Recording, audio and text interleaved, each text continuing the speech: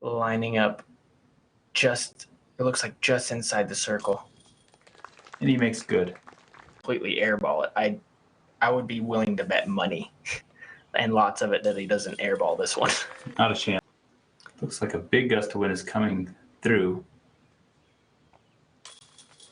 And yeah, Kevin Jones is within 3 of the lead. So this is to tie for second, which he does, and just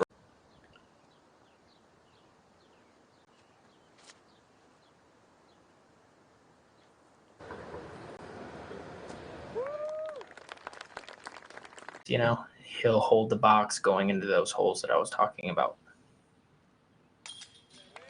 Makes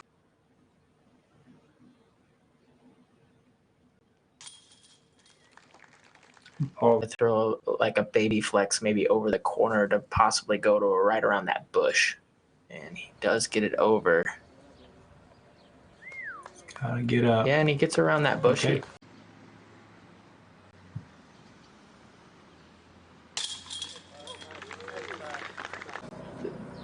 This is, in my opinion, he needs to make this putt.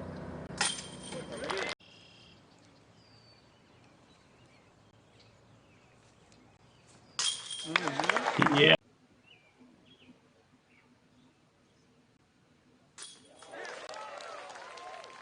And 9. Is that a birdie and a par? Rick is going in. Rick makes it.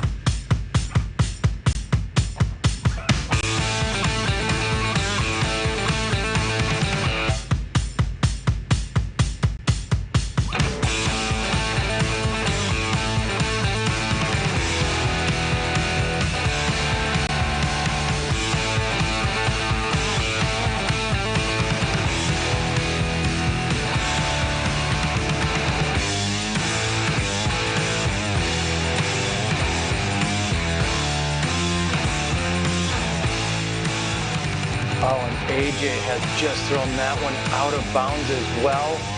He'll have to rethrow. He never was in bounds at any point during that flight. This might be the beginning of the end for AJ Risley.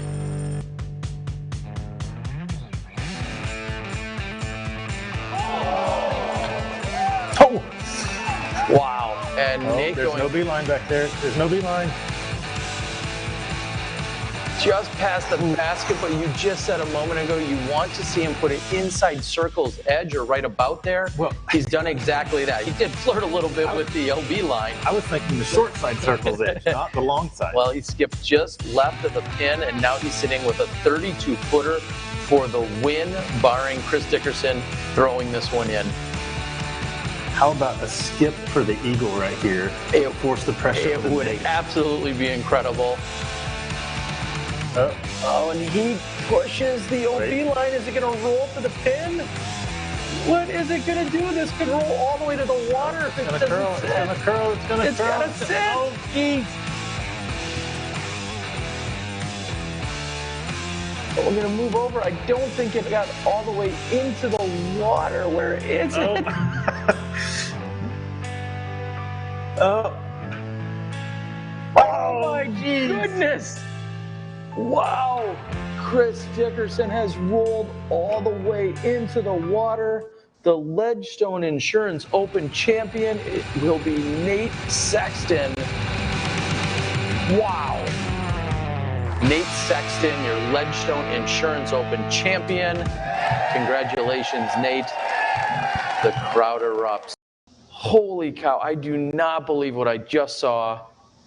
My heart is still racing after watching that one. Try to sit down. You thought it was going to curl. Well, when he first threw it, I thought he's going.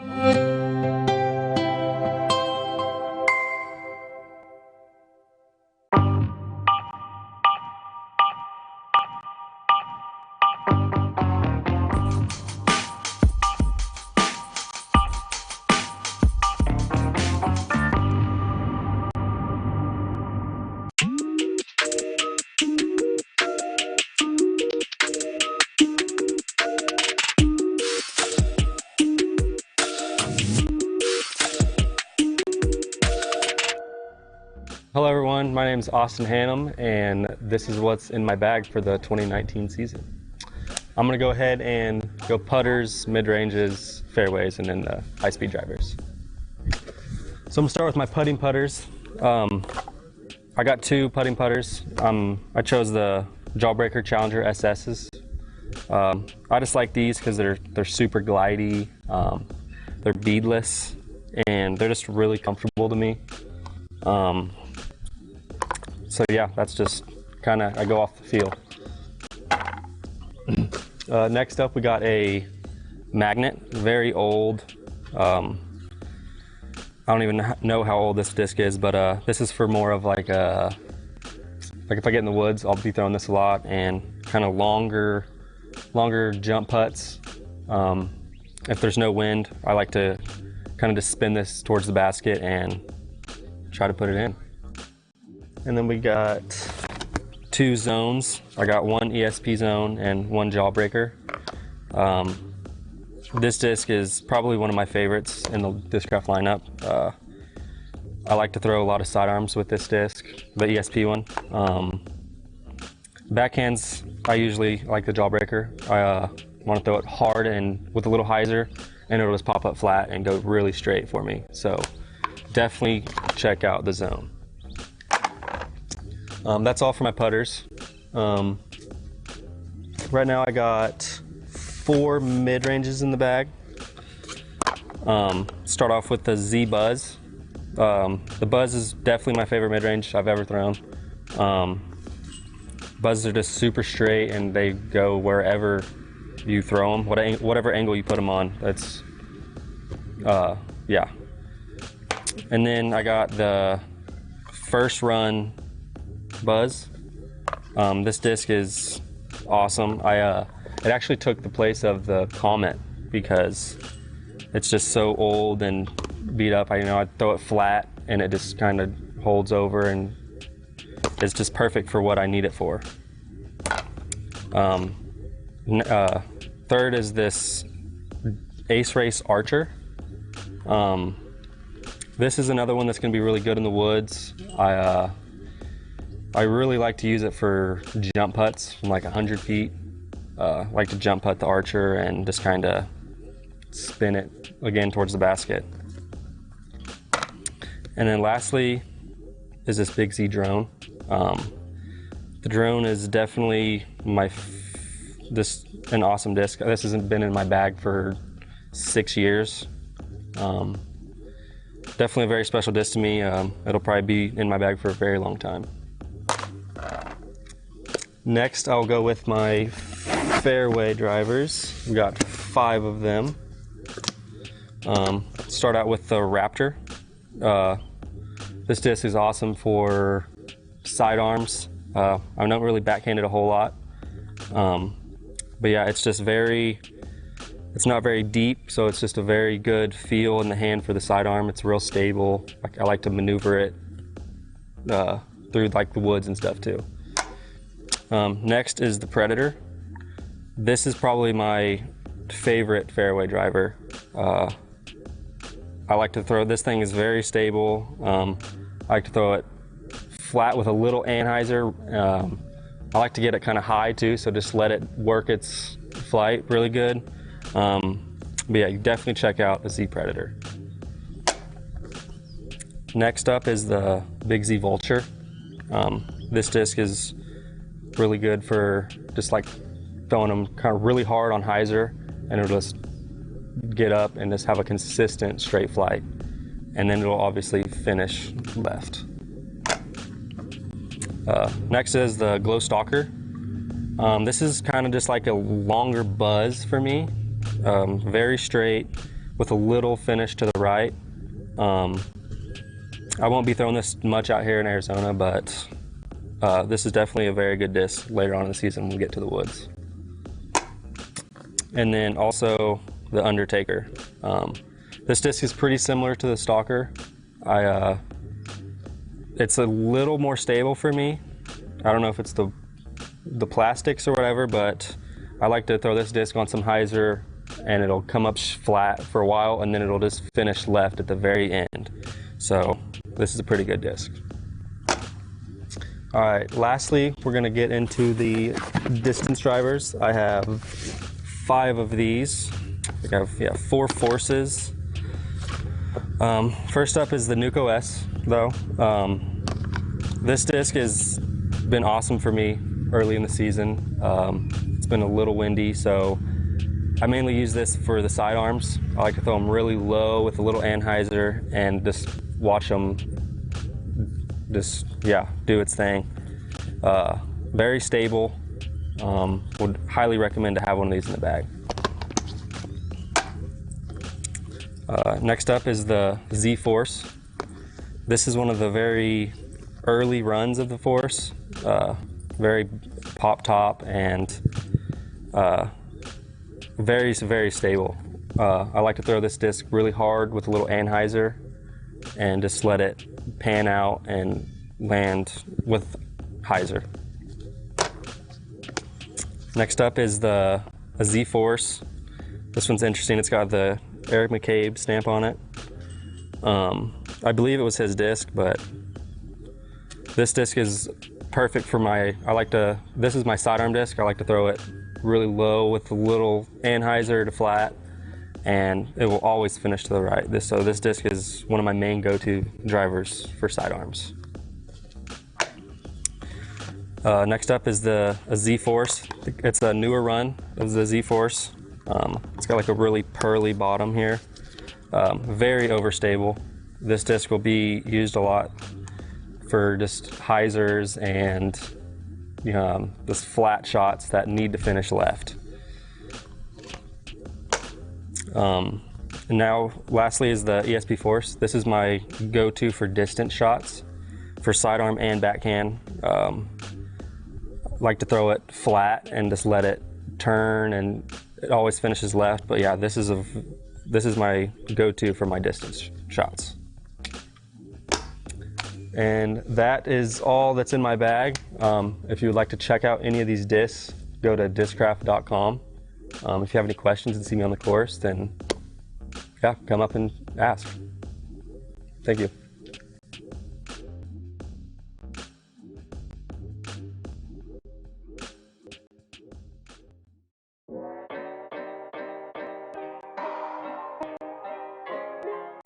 The Raptor was created for a specific shot, a specific distance, and especially comfort. A lot of thought went into the design of the Raptor. We wanted to make a disc comparable to the Zone that just went a little bit further with that consistency. And with the Raptor, I really feel like we accomplished that.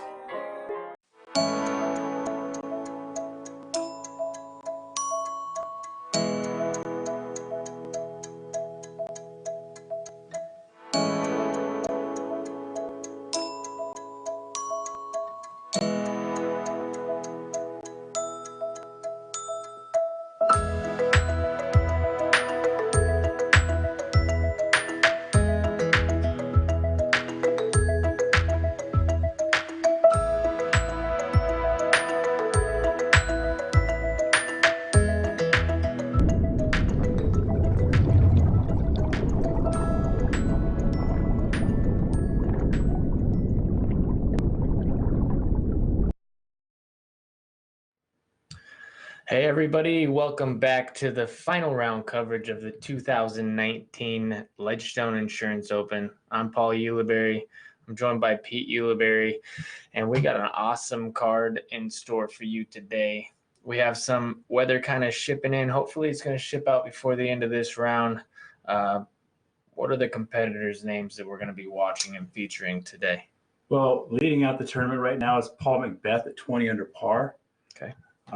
Ricky Wysocki is setting at 18 under par, 2 behind. Kevin Jones is 14 under par, and rounding out our card is Reed Frisquera, also at 14 under par. Yeah, so I mean, our main points I feel like that we should make here is obviously we have the Ricky Paul battle right now, and Kevin Jones Reed being it looks like 6 back. They're gonna have to make a move early. And there are strokes to be had on this course, as we've seen in even in the previous round. They were able to kind of dig into that lead of Paul Macbeth, but nonetheless, he still has that lead. He has control of the tournament, and we see Ricky in his interview talk about momentum, and that, you know, obviously it would have been nice for him to get all 6 of those strokes back, but he was happy with the result of his round, as he should be, shooting that course record 13 under par. I think unofficially like 1,098 rated round. So what an incredible round. Yeah, and as we watched that round unfold, we saw Macbeth. It seemed to be maybe a little bit of a struggle for him, but he comes out of there with a 1070 rated round himself, so averaging well above his ratings. I mean, these guys are playing at a very, very high level.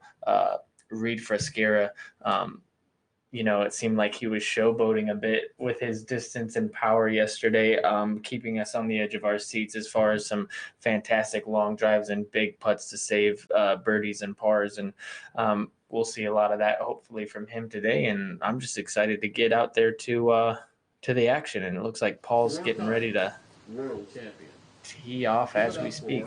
Paul Macbeth.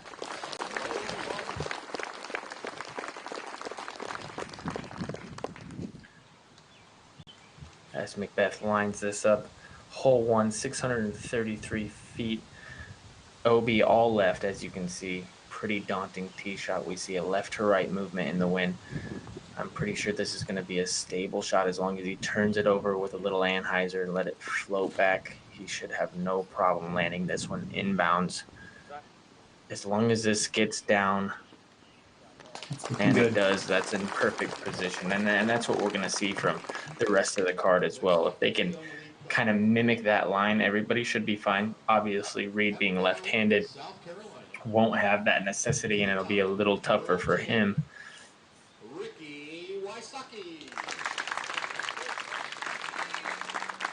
As they announce Ricky Wysocki.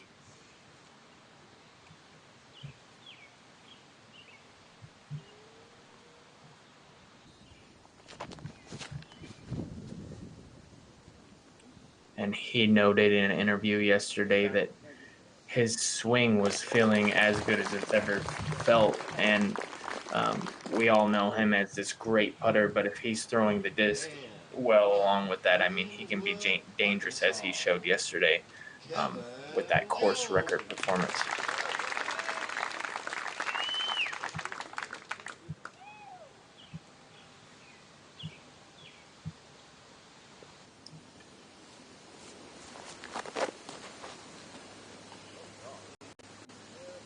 It looked like he might have slipped a little bit there, but he clears the hill and he'll be in fine position. Kevin Jones is in his 2nd year of touring full time and no stranger to these leader cards, Pete. He has been absolutely on fire. But I would say to notice that he's been a bit streaky, sometimes having these really hot 1080, 1070 plus rated rounds and then following up with something like a 1020 or 1030, which is really good. But in order to win one of these events and put himself in contention, he's gonna have to seek a better score than that, as we see Reed kind of lay off that shot being left-handed. And he seems concerned about this one. And he has reason to be concerned. That road is out of bounds, but he is able to catch the grass and stay in bounds. Mm-hmm.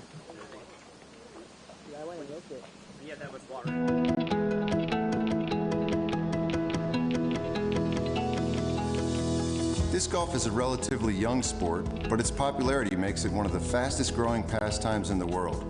The PDGA is a not-for-profit, worldwide player organization dedicated to promoting the sport. Like a long drive off the tee, disc golf is soaring. So don't just be a witness to disc golf's explosive growth, be a part of it. Join the PDGA. I practice a lot. It's a vice. An escape from stress, from work. It's my chance to just get away during the week. It's like meeting up with an old friend, you know?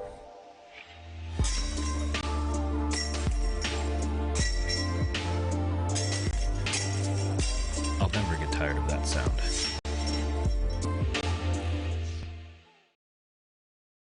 I can throw this disc around the world in one shot. Never play disc golf too far into the jungle. Or maybe cheetahs. Someone on your card can't recall if they threw a 6 or a 7. It was probably an 8. See? Stay getting birdies, my friends. What do you think, flatness and stiffness on this? Somewhat flat, neutral stiffness. This is a good disc right here. Purple and orange. Got it. 2 more. Danny, this is a sick one.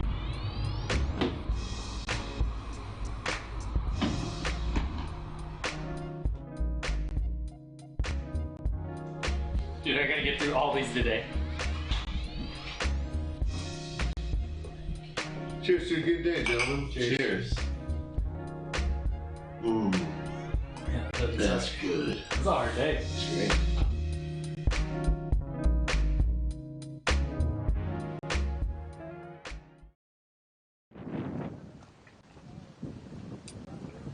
As they have that long walk around the corner, approaching their lies. Honestly, this is pretty basic upshot. I mean, they have you know, the hillside kind of helping them with playing as a catcher mitt. Yesterday we saw Alex Russell kind of get that disc go up in the air, and the wind swung it straight into the water. That's something to look for. I'm going to expect to see them probably not get it above that hillside, or try not to, so they don't really have to worry about that. You know, Paul, Reed is left-handed. Do you expect to maybe see him throw a forehand for his upshot? Yeah, Or is he yeah, gonna just I do. I think he's gonna decide to throw the sidearm here. Like I said, you can see those trees moving on the side, so to see somebody get this one up very high would be very surprising. I mean, obviously Ricky's up there on top of the ridge, so he has a couple choices. I'd be curious to see if he throws sidearm or backhand there, and I think it all depends on what way the wind's actually blowing.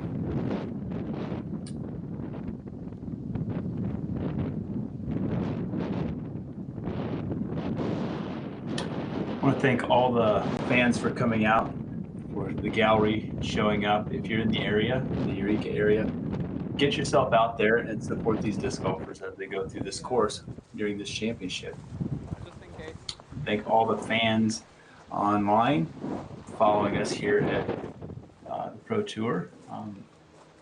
You know, this is quite a thing that we get to see nowadays, live disc golf streaming into your home. As Reed takes off those swaggy glasses he has on. Maybe that was the problem yesterday. We saw him go into hole 17. I'm just gonna say it. I wanted to see him skip it off the water in Reed fashion, but maybe he needs the combo of the glasses to go with it. Glasses and the swag. Mm-hmm. All joking aside, and if he wants to make a push at this championship, shots like this have to, you know, end up close. He has to start applying pressure early. If that's even a thing with Paul and Ricky, you know, it's very rare that there is somebody else who feels that pressure or applies that pressure. And here,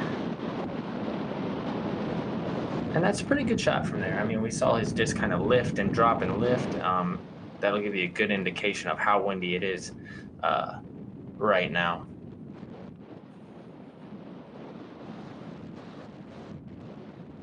As we get a nice camera view right here of Kevin Jones, and you can see the spotter on the right there.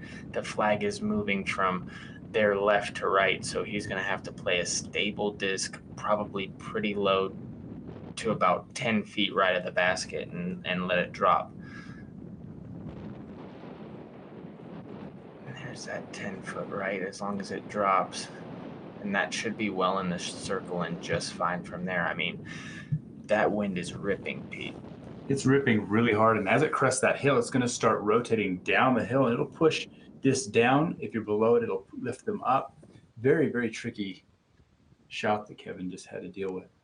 Yeah, I think this is the optimal position for Paul. He doesn't really feel that wind coming over that ridge, which is why he probably just tested the wind with that grass. And let's see if he keeps it below that hill line. And he does. And that's a good shot right there. Mm-hmm.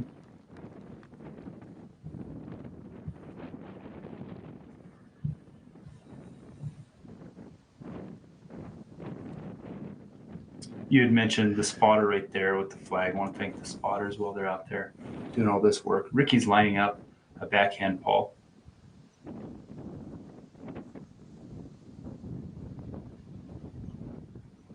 Just like you said, trying to lay up into that 5-10 foot zone, keep it on the safe side of the hill.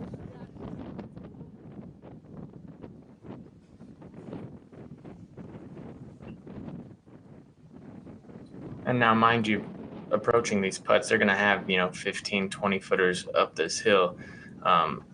Up the hill, nonetheless, there is that ripping wind coming up that's going to make this even a tricky putt. I wouldn't be surprised to see one of them have a little trouble with this. I mean, as long as that wind kip stays up, I mean, these are not going to be gimmies in any way, especially for Reed right here.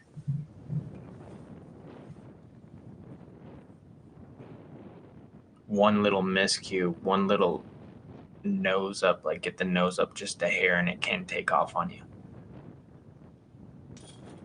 And he is good from below the basket.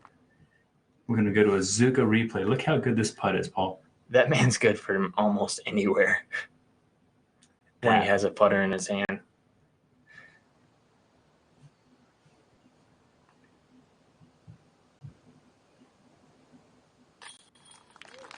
It's a good putt. And they're actually a bit closer than I thought they were going to be. I thought they were all going to be right around where Reed was. And they all should have a star frame here as long as Kevin can pop this in from about 8 feet. He does.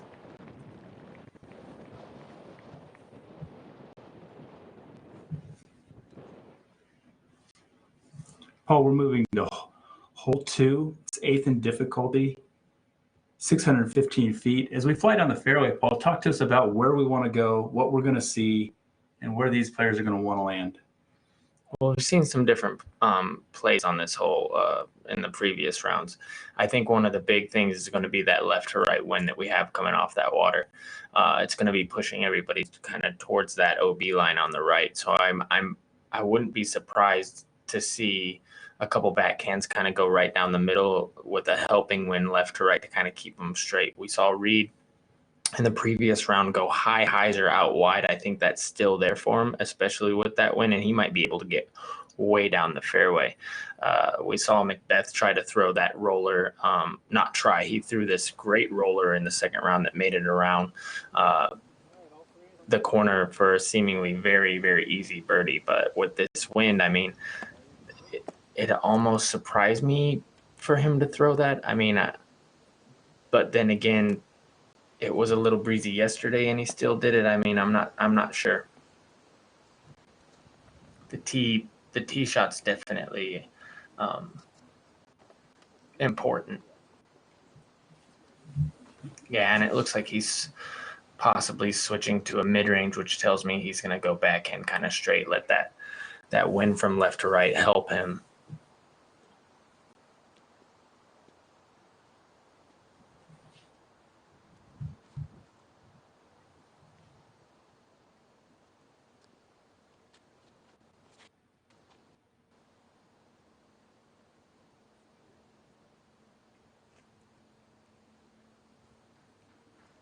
Oh, he's got quite a ways down the fairway. Like you said, the wind helped him stay straight and off to the right just a little bit. Ricky's lining up the forehand. Yeah, yesterday he threw this same shot. He put a little too much juice on it and he went deep out of bounds, kind of straight. And I think that branch actually helped him. I think he was on the same path to kind of be bordering that grassy line from the lake right there. So that could have been a helping kick as Kevin. And we're seeing Kevin for the first time this tournament. So it'll be interesting to see his plays, but this looks perfect.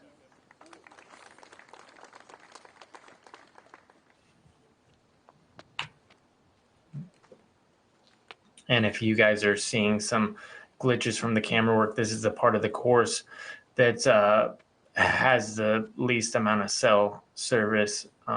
So we apologize beforehand as Reed lines up this high hyzer. And watching it come over the top.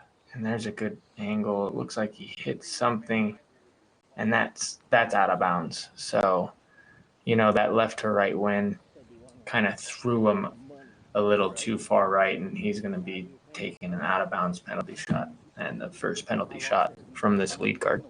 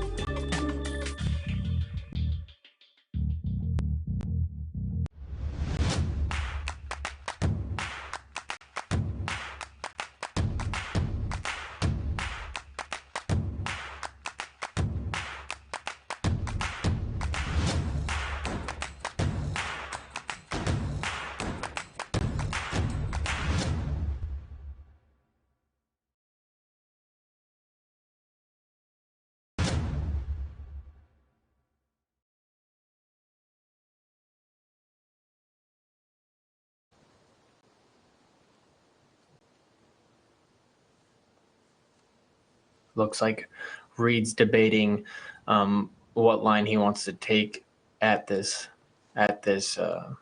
green, Pete. And as we saw from the drone footage, once you approach this green, you actually do not have that much room to work with. I would say 20 feet to the left of that is out of bounds. And for him to make this corner, I would say a really, really good shot from here would put him about 40 to maybe just inside the circle.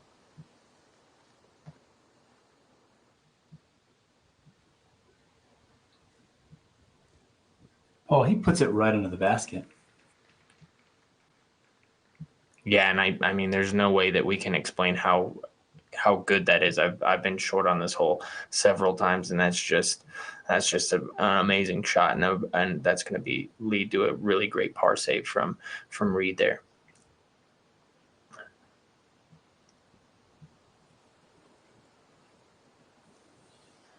Rick's shot swinging wide, coming in from the top. He's a little bit long, and he is trickled into the water behind the basket. And there's my point. That'll give you a good perspective of how great Reed's shot is. Obviously, he's coming in from left to right, but still Ricky's in perfect position there. Barely, I wouldn't even consider that a miss, just doesn't pump the brakes and ends up in the water.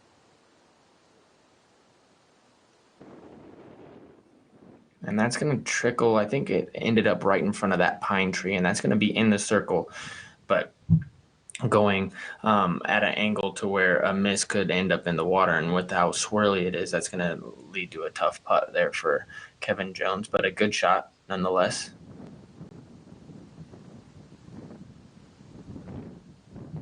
Paul, that building that is sitting right up there that is off to the right-hand side of Paul Macbeth, that building seems to be right directly your middle spot of about 300 feet to the basket. In front of that, you're getting closer to, inside of 200 feet.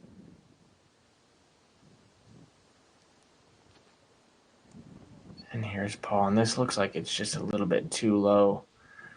Maybe lacking a bit of commitment on his part as far as height. Maybe in between discs or something like that. But I mean, with the mistakes we've already seen on this, I mean, it looks like Kevin's the only one really looking at birdie here. He'll be disappointed, but he'll be able to move on without giving anything, unless he gets a little frisky on this putt or something.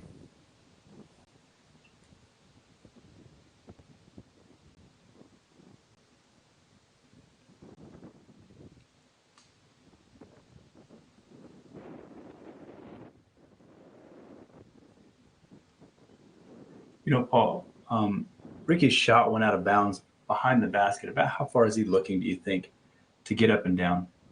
15 foot, maybe 10 feet, I'm thinking. Pretty close, yeah. Yeah, and Paul really has no option but to lay that up. As you can see, there's just branches in the way, the wind is swirling. You can see some disappointment in his body language there. Knowing he could have pushed the lead there, maybe another stroke. Yeah, as you can see, like Ricky just kind of barely trickled out right there. And basket's, yeah, I guess a little further, maybe 20 feet. We're going to take it back. Kevin Jones is out. He's going to have slightly obstructed putt with the branches in his way, and a little bit of maybe a headwind. I think it's the same wind as hole one, that would be coming from his left to right tail. Okay. And that's a good make there from Kevin. Little left side, and it counts. Waves to the crowd. He's going to be really happy walking out of here with his first birdie. Or his second birdie. Yeah, that's the second birdie.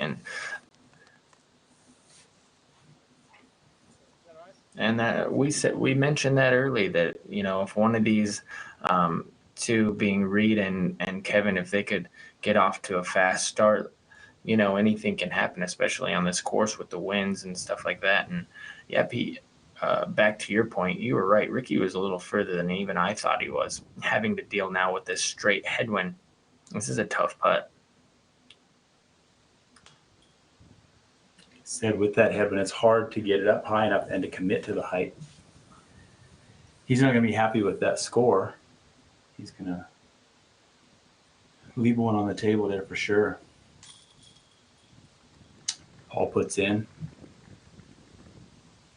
Reed's going to tap in for par, Ricky for bogey, Macbeth for par, and then Kevin with the lone birdie on the hole.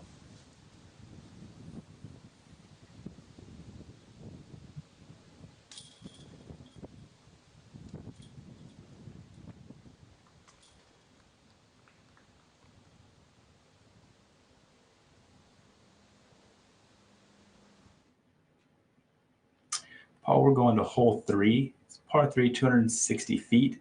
We have a lot of trees between us and the basket. There's a center line that quite a few players we've seen go up the gut. A couple have gotten through. You've talked about this left-hand gap that we see off to the side that some people will throw a flex forehand through.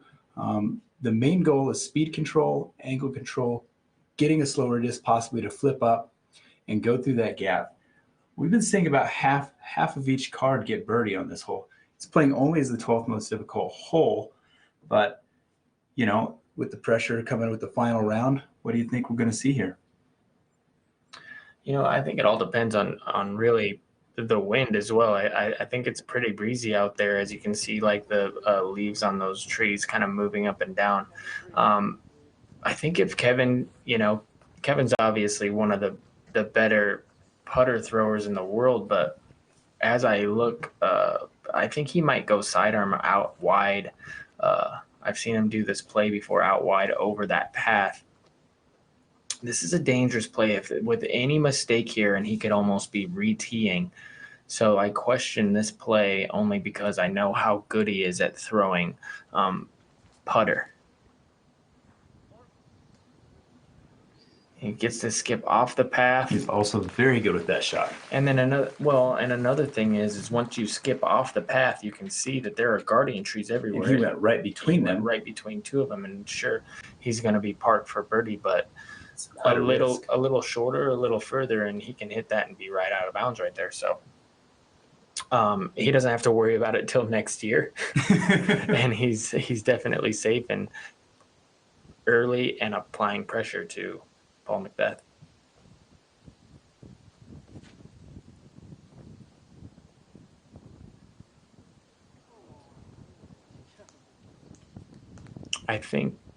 I'm not sure if that actually kicked all the way out of bounds.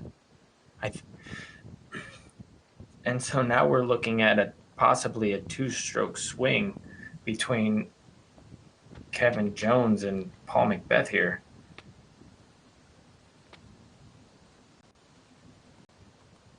Which will bring him to only 3 strokes behind after 3 holes.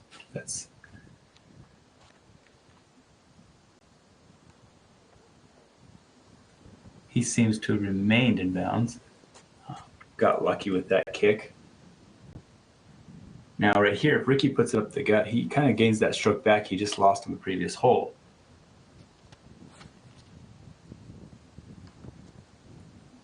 It's going to be very hard to do from there as he catches early trees. Well, he still could get a stroke. All he's got to do is get up and down, and it looked like Paul was pretty early on that kick out of bounds.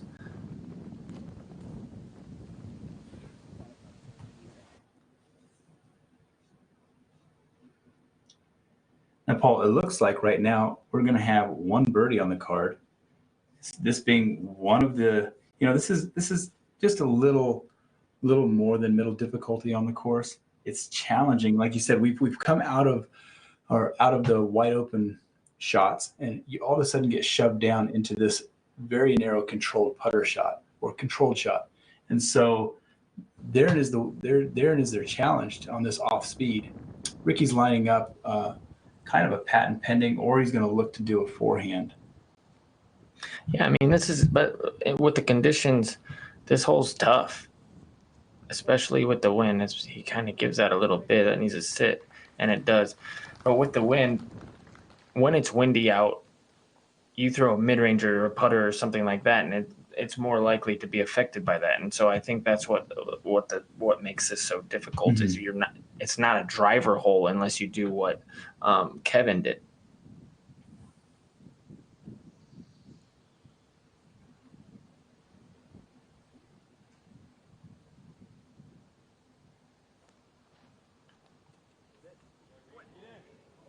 Yeah, the wind's going to make your disc drift more right or more left, more up and down. So it just makes it that much more difficult.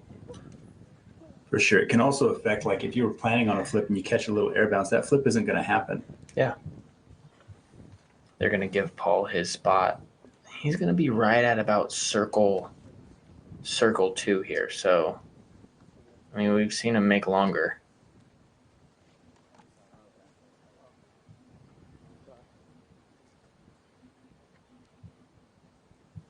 Placing him kind of behind that little tree there.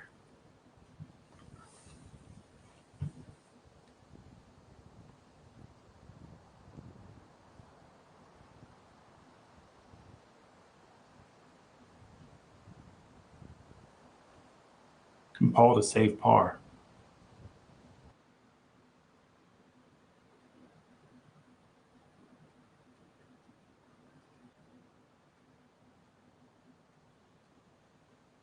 It's in the air. It's good. Give it to me. Ooh. As he calmly walks up to grab his disc. Look at this replay. Right on the money. Yeah, it's just incredible to me the way that he's able to have that speed control, and that can be a lesson to the viewers out there is even though it's windy, he's not trying to speed his putt up. He's not trying to do anything. He's trying to match almost the speed of the wind so that it just kind of carries in there. And Rick puts in. Man, they just make it look so easy as they're both going to be taking par. And Reed actually threw this upshot pretty far past the basket. 28 feet. We saw him play hole 2 in Reed fashion. He throws it out of bounds left and throws one of the best sub shots I've seen on the hole. This one puts that in. Throws it past the basket and nails it. I mean, Reed's showing us that he's one of the best putters in the world, and he belongs on this lead card. Kevin, like you said, that hole 4, Paul. We're at the 9th most difficult hole, par 3, 423 feet. This is such a touchy hole. Yeah, absolutely. I mean, you're going to be cresting this hill, going down. The basket's perched up on this like little mound of dirt with trees surrounding it. You have all those the wooded line on the left that if you don't commit fully, you can end up in there. And we've seen some troubles from a few of our competitors that way. And the big mistake is right. Don't go right, because there's that out of bounds path, right. Another thing to note, there's going to be a mandatory kind of right off to the right side, which causes all these players to have to throw it as straight as possible.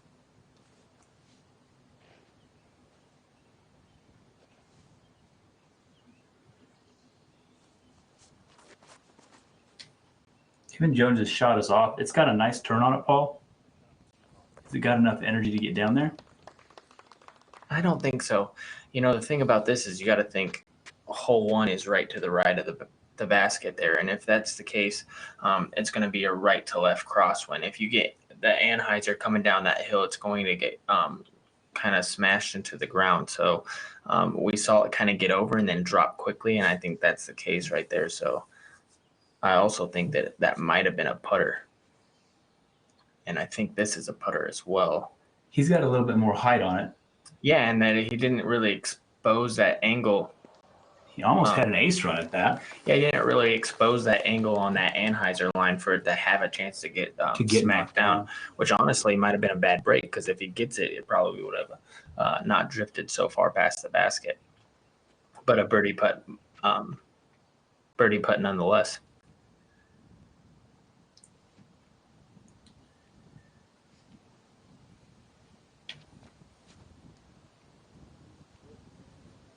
And because Reed is left-handed, he's going to have to throw a forehand, and he's really just trying to pick off part of this fairway so he can get up and down. It's very difficult for him to control a higher speed disc down the fairway. Yeah, I think that's just him saying, I'll just take my par and I'll get out of here. And this looks nice. This looks perfect. Oh my goodness. What a shot from Ricky. That's amazing.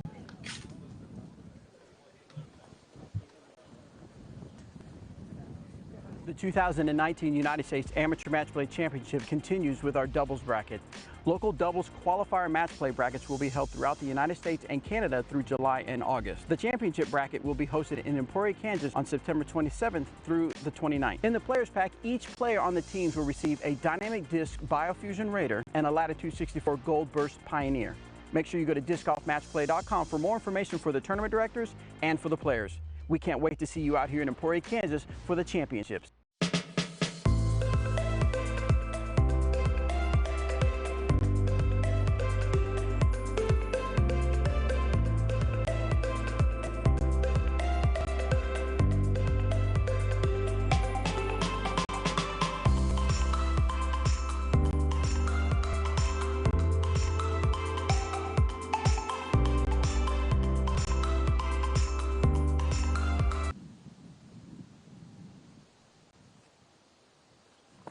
Here's Kevin. This is just going to be a layup, and that's going to be just fine.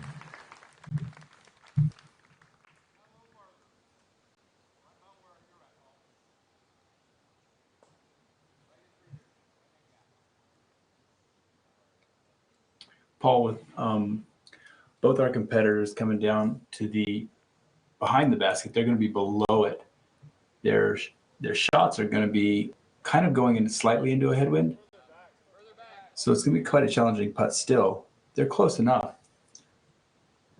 But I expect a little bit of challenge with the way this wind is going.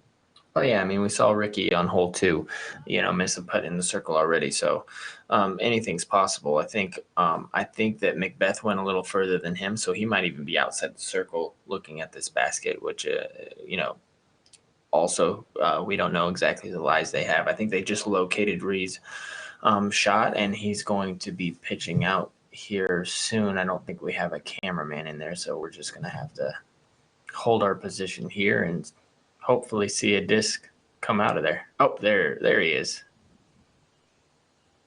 Good thing he's wearing that hunter orange. Exactly. You can see him in the thick woods there.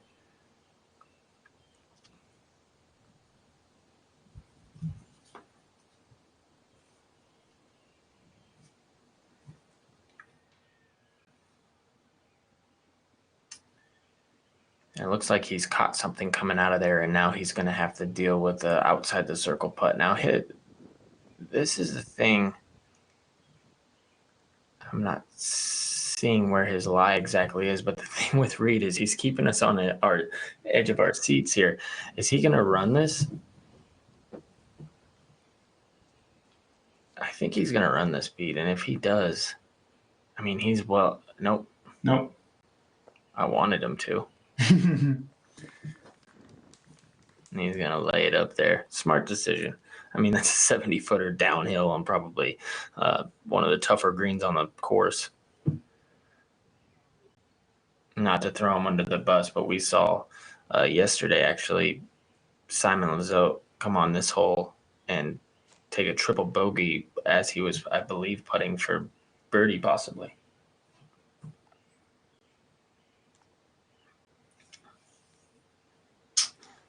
Macbeth is going back into the woods here. He's going to try and get set up for his lie. It's going to be interesting to see if he is obstructed. Okay, we have a camera from this angle. He's definitely obstructed, but one thing we know from being in the woods is there's always a way. He's going to have to fully commit on this. I'm thinking he's right at circle's edge, so it's playing at about 40 feet.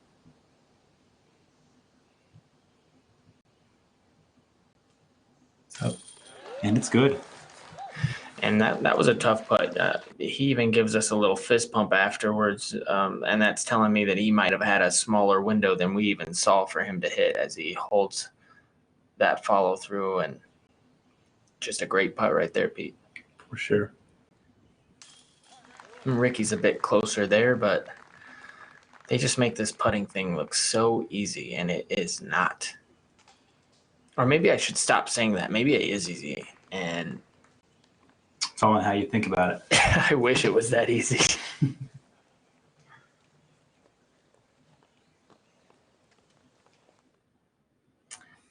Paul, we're at the baseball field hole. Hole 5, par 3, 476 feet. There's a bailout zone off to the right that wraps around the backside of the ball field with the basket tucked in quite deep. The players can get aggressive, throw a pretty hard shot towards the basket. Yesterday we saw Reed throw all of 500 feet and come in off the left side of the field. And let's see what we see today, Paul. Yeah, I mean, in order for him to do that again, we're actually going to come into this hole with a right to left crosswind. It's going to be a little bit easier, I think, for our righties. I'm scared for Reed a little bit here with that right to left crosswind because with that right to left crosstail, because as he puts that out over the ball field, it's going to tend to push a left-handed shot. It's going to push the lid of the disc down. And I don't think the distance is going to be any problem for any of these guys. I think what's the problem is going to be is actually toning down the distance because of the help that they're having from that wind.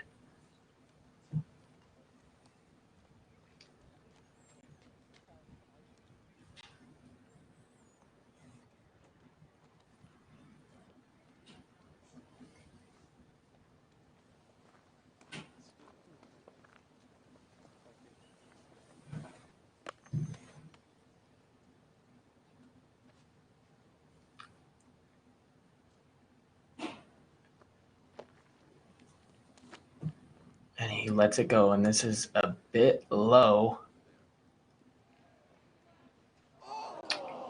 Oh, I saw it hit the top. Did it stay in? No, that's out of bounds, and that's the problem. It looked like he tried to take a lower trajectory. Excuse me, because I feel like he knows that wind is like kind of pushing it a little bit deep, and Ricky gets this a little too high, and this might be short as well, Pete. And it is short, and this is quite surprising from our leaders. Yeah, maybe it's actually such an extreme tailwind that it's hard to get the distance to get it over, maybe to find a flippy enough disc. And we're going to see Kevin just unleash on this one. He goes a lot higher than they went. Go in. Whoa. Yeah, and Kevin making the correction and throwing that extremely high. He went way into the moon with that Definitely using the wind to his advantage on that, which pushed it forward, and he's going to have a putt from about 45 feet for birdie. One thing we know about Kevin Jones is he can get on fire from outside the circle like nobody we've really ever seen.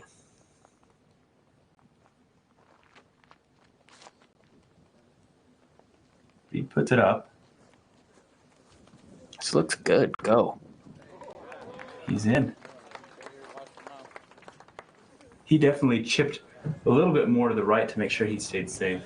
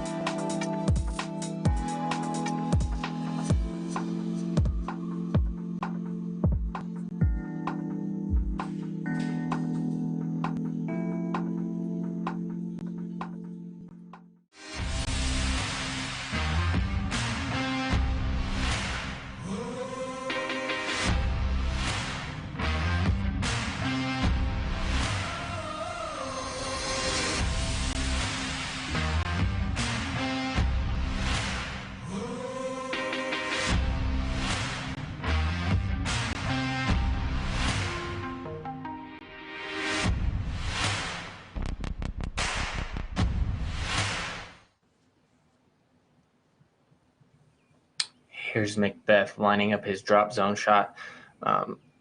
This hole feels like it's a par 4, Pete, but it's actually a really tough par 3. And the mistake that you make off the tee, if you do throw it out of bounds straight to the drop zone, and that's a guaranteed bogey. Mm-hmm. So you are penalized big time here for not landing it in bounds. And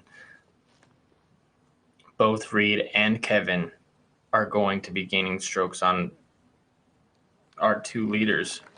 And there's Ricky putting it close. Paul went a little ways past. He's going to have a tester coming back. I think it's interesting to note, Paul, if you look at the camera lens, it's starting to sprinkle out there. So the grip on the disc with your hand is going to be a little more challenging as we start moving in, possibly to the weather coming in. Let's take a look at our leaderboard here. Yeah, conditions are definitely seemingly getting tougher as we see Simon actually make his first appearance on this top 10. Watch Drew Gibson at +1 through 6 holes, Jeremy Colling at even par, Andrew Miroidi at -2. And it doesn't seem like anybody's really killing it. I know I saw when I was looking at the scores, some scores from earlier. Our good friend Anthony Barella shoots an 8 down, jumps up 57 spots.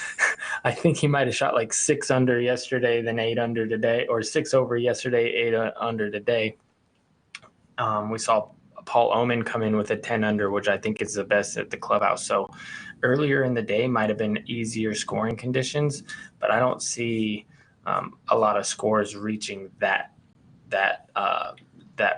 kind of benchmark.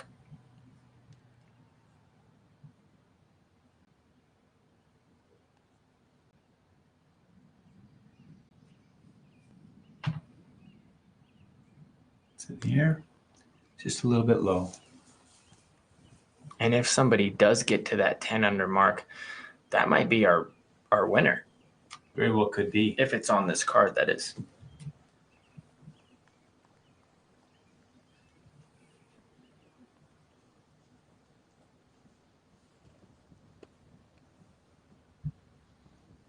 And what a big momentum swing would it be if Kevin could capitalize on this just outside the circle putt. He's going to stretch it out, go through his routine.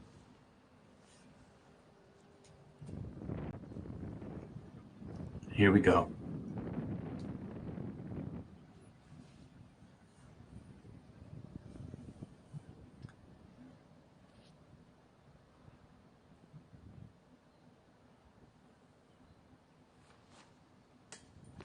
Oh, just a little bit high. He really wanted that.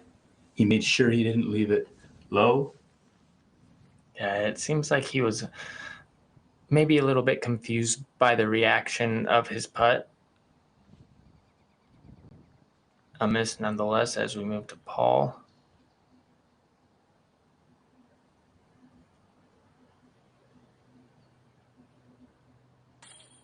And he's in. He is so good at this. Yeah, I mean, that's just a really good putt, Pete. It's just a really good putt, man. I don't know what else to say. I might have thrown it back out of bounds over the baseball field hole in his position from there. As Ricky taps in the bogey. Slaps in his bogey. And let's take a commercial break.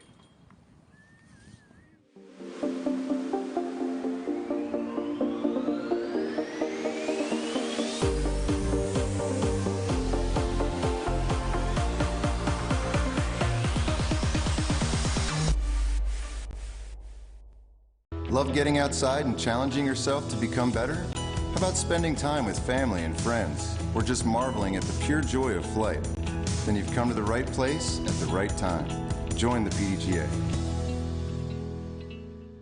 When I need to check the wind, I just let out my hair. Disc golf is 90% mental.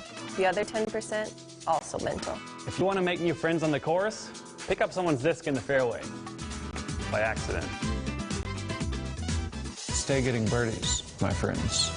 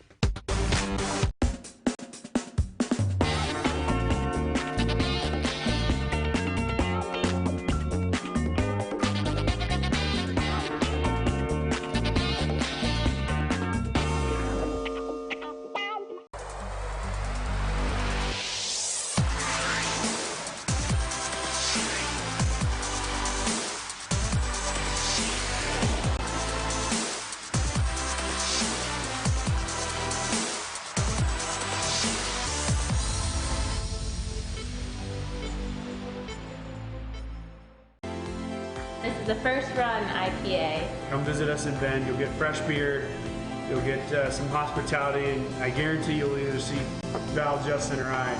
Fresh as you can get it, right here.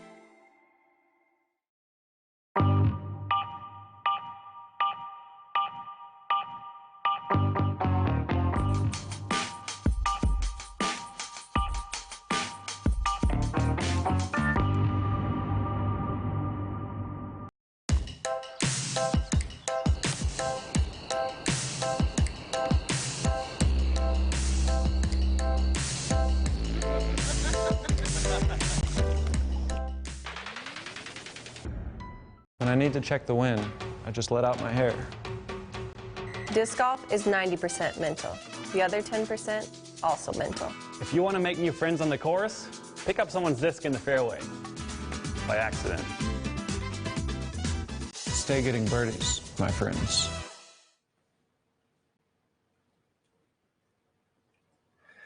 We're on the number one most difficult hole on the course, Pete. This thing is averaging 5.26 with only 3 birdies on the day. Iron Man, Hulk, and Zeus on this par 4 that they call it. All jokes aside, this is the hardest hole on the course. This is going to play as a par 5, obviously, with our statistics. And as we see Kevin Jones line up, we're facing a stiff headwind. He's going to throw his most stable, fastest disc on hyzer. Try to get it to land before that out of bounds, which is left, which he will do. The grass is pretty thick, so you don't really have to worry about that big skip out of bounds left. Really, the only trouble is off the tee is maybe turning it over right or getting it too high. And then opposite, obviously, for Reed. they're going to be playing this as a 300-foot shot, 300-foot shot, 300-foot shot, or somewhere in there, 320, just give or take, because this is playing extremely difficult. I don't think we'll see anybody running the green.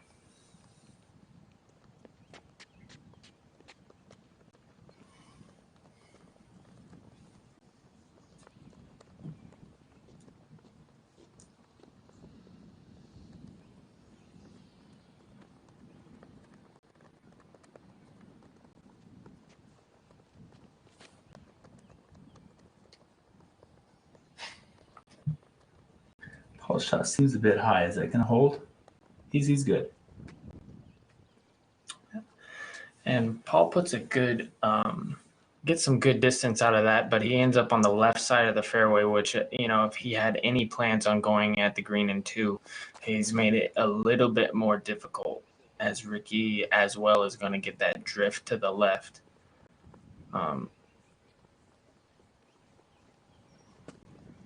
And that's going to be pretty close. It looks like Ricky may have gone left out of bounds there.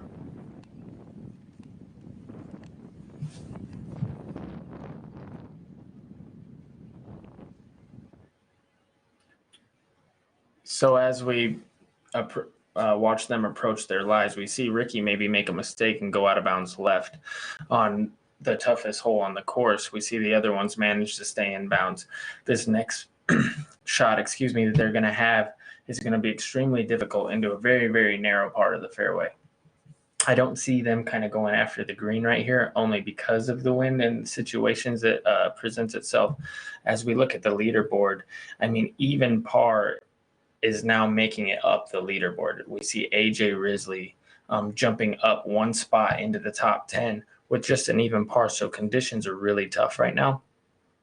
Garrett Gurthey -4 is the best round that we're seeing in this top 10. We noted a few really good scores earlier today, but it's just hard for me to imagine that that's going to be reachable at the moment with the weather absolutely. coming in. We have Kevin Jones currently is on our card, and he is at 3 under par through 5. So he's actually playing the hottest on this card so far, and he's gained a couple strokes on our leaders. Yeah, and anything can happen. We saw Macbeth come off to a similar start yesterday and then kind of cool off in the middle of the round where Ricky kind of made his move.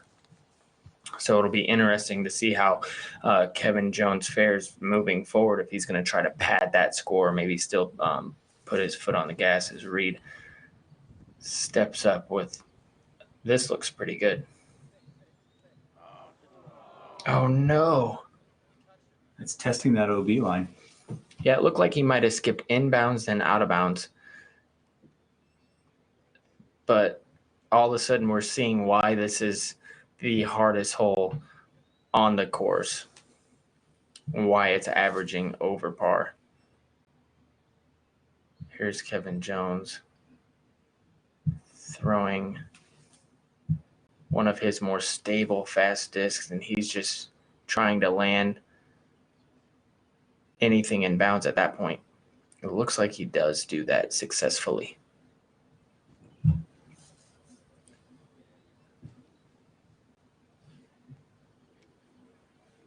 And I'm curious to see, as they walk over to Ricky's lie, if he actually...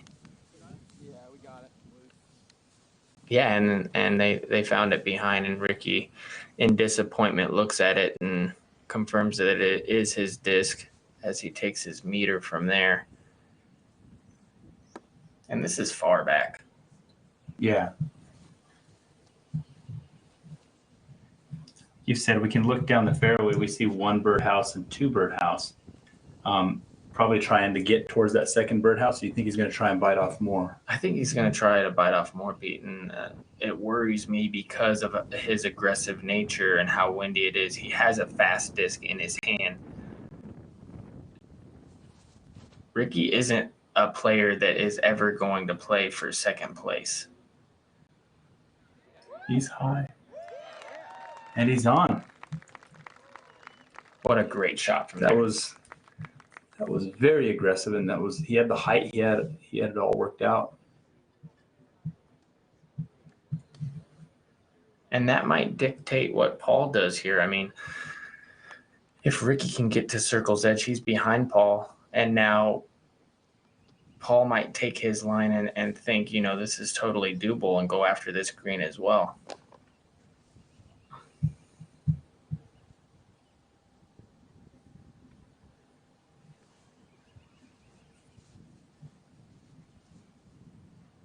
Paul, I study the wind quite a bit, and it's very interesting. The wind is always moving, and so unless you're throwing right behind somebody, the air changes out there very quickly. So to have somebody's shot really dictate what you do is kind of a dangerous way to live. Paul throws hard. He's high. Yeah, this is going to need to get down, and it doesn't get down, and that's going to be out of bounds left. And as he punches the ground in anger and frustration, he understands that is an opportunity lost again. And we're seeing a lot of these players. This course just kind of does that to you. It gets under your skin. It makes you feel uncomfortable, and then all of a sudden you're pushing, but you're still going out of bounds. And you see a moment where you can maybe take advantage, and then you don't capitalize on that opportunity. It's very frustrating. And right now they're playing pretty even. Like you said, we're near even on the golf run. We're not scoring really hot. You said the wind is blowing. It's a really difficult situation. Yeah, and looks like it's going to remain with only 3 birdies on this hole from Zeus, from those notable players. All right, here's Kevin Jones.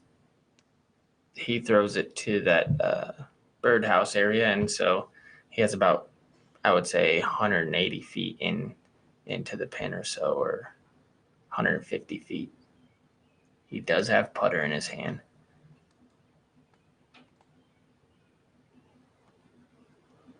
It's high. And he gets a very fortunate kick off early before the basket, catches the branches, and it looks like he's landed in bounds. But he did leave it this high. That was definitely a misfire there, and he catches a good break off those branches. He's going to be very likely gaining another stroke on the card with a par. Everybody else has landed out of bounds. Ricky does have a putt for par. Paul, I guess, also has a putt for par. This is Reed's par attempt, if you would call it that. And that's going to be short.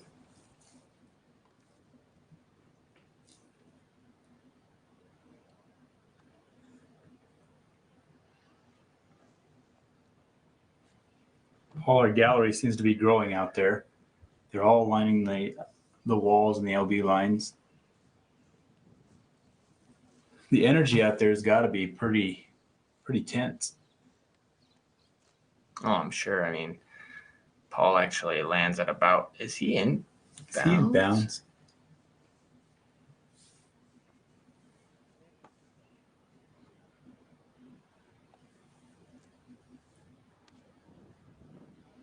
Wow, that is close, everybody. But I think he hasn't called anybody. He's out. And that's a better angle. He's definitely out of bounds here. And he's a little further than I thought he was initially as well, at about circle 2.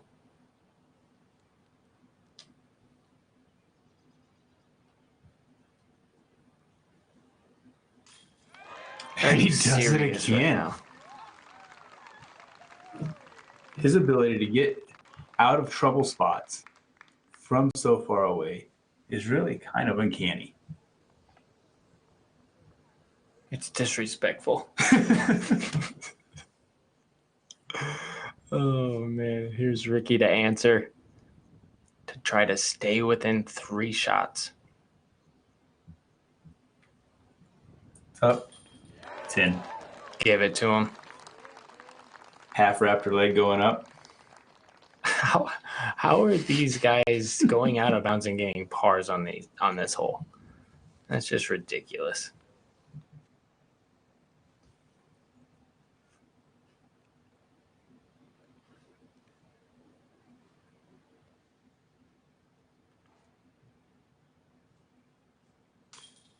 And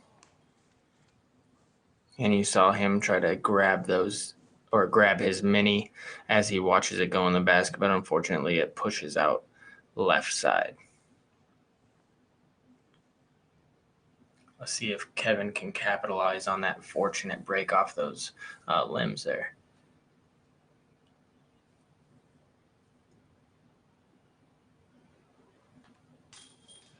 And he hangs on off the right side. Yeah, and that's a good catch.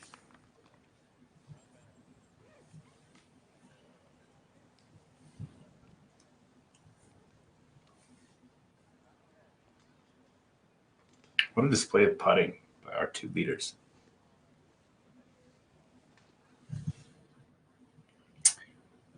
Paul, we're stepping up to what is averaged out to be the easiest hole on the course. Hole 7, par 3, 275 feet, OB Creek on the right beyond the bushes, OB on the right-hand side with the sidewalk. They're going to be looking to just get up to this spot, get past this tree with the Savage signs. I mean, they've got to put a slight off-speed pitch on this to get there. Do you have any predictions for this hole? Yeah, I mean, really the tough part is that left, as you can see, there's a skinny tree on the left side of the tee pad there. As long as he can get something that's turning right at about that's the one he has to miss, but he gets a favorable kiss to the right there. That's going to be in the circle, but it just kind of pushes you to that left side of the fairway. So you need something that's going to drift to the right, and that's why I think that the rest of these players, aside from Reed, so Paul and Ricky, are going to opt for the sidearm. It just makes the fairway a little bit bigger.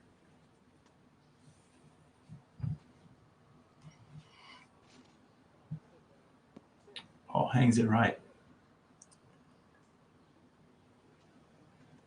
And he is in bounds. The gallery's clapping. They're happy it's in bounds.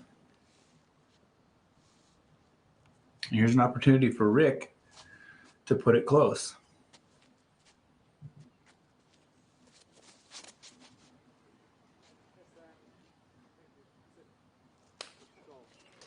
He likes it. I like it too.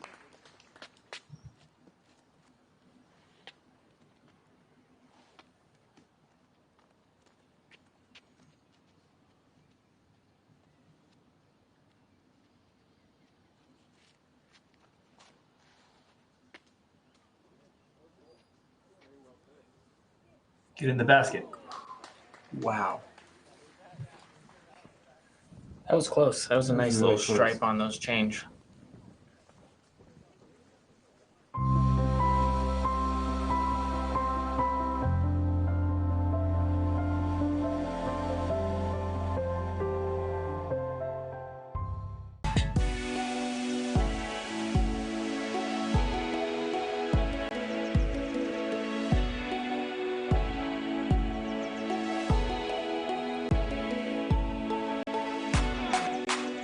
If you guys like the H3 V2, but maybe you're looking for just a little bit more flip up and glide, the H4 V2 is going to be your disc. I'm absolutely loving it, and it filled a spot in my bag immediately.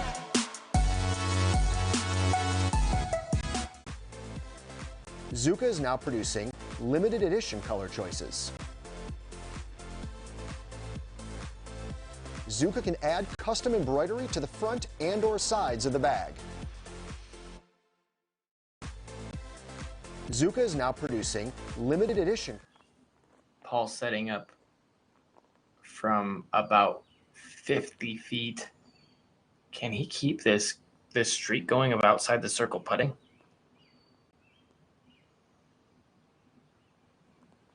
It's in the air. It's just a little low. You know, Paul, we come to expect it because they make so many of them. Those are really hard to make. You know, he even asked that one to get, you could feel he knew that it was just slightly short right out of his hand. one. As our leader misses, the rest of the card has an opportunity to gain one, and Kevin's in with the first opportunity. He's 4 down through 7 holes, which right now is pretty much pushing the envelope for what can be done today.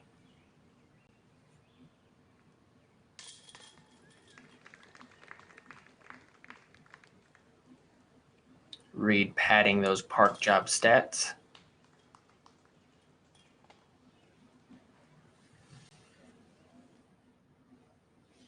Hole 8, par 4, 793 feet long. We've seen quite a number of interesting shots here, like great saves. You have to get through this gap. You're going to come out here into this landing zone, and now you have to come into this green, Paul. This basket's perched back here. There's OB left, OB right. It's a tight entryway into this green, and AJ Risley's got a great walking man dance. Yes, he does. Yeah, you know, you mentioned this gap. This is the most important shot on this hole. If you don't make it outside the gap, it's almost guaranteed bogey. As Reed kind of proved us wrong yesterday with one of the best shots we've seen all season. But I don't know if we're going to see anybody try to go over those trees right. It's an option. I'm not sure what the wind's doing right now during this round, but yeah, main focus is get through this gap. I honestly don't think they care whether they get through it and go left or they get through it and go right straight. I think they just want to get through this with as much power as possible and then manufacture something into that tight green.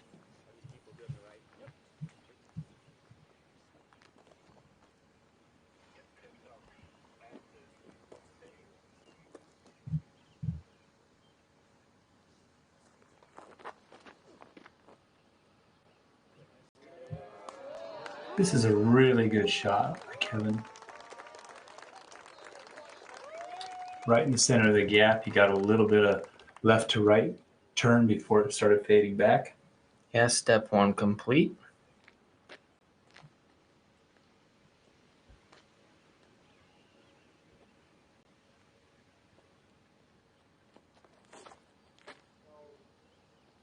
Rick's turned it over. He's got to really have some good luck here. And he gets good luck. He kicks through the branches and he lands safe on the other side of the fairway. That was a very fortunate kick. That could have been very costly. It's possibly a 2-stroke swing right there for just himself. We saw Reed try to throw this high flexing shot. I kind of want to see this one get through this round just so we can see him display the raw power that he has.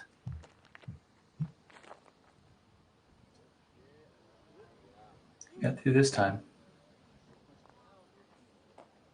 And that's a bomb. He kind of looks like Thor. He's a big guy. Yeah. He just needs to grow that long hair, and then I can see the similarities.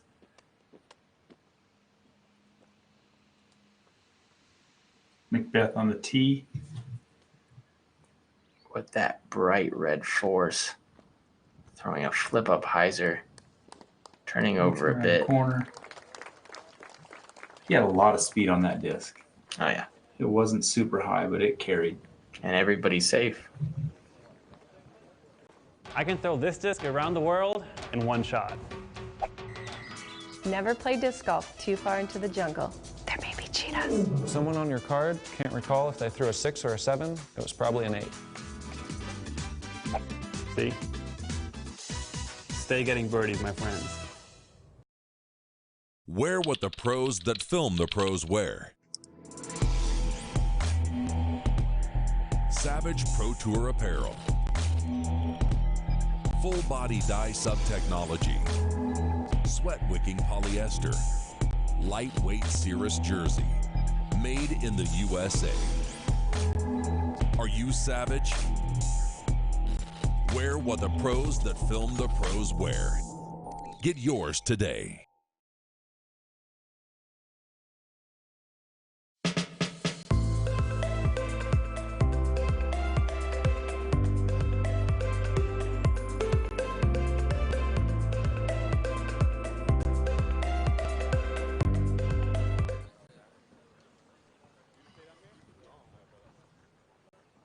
Here we go out into the fairway.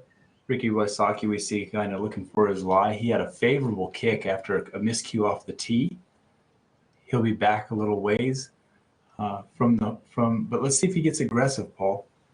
Oh, he's definitely going to be aggressive. I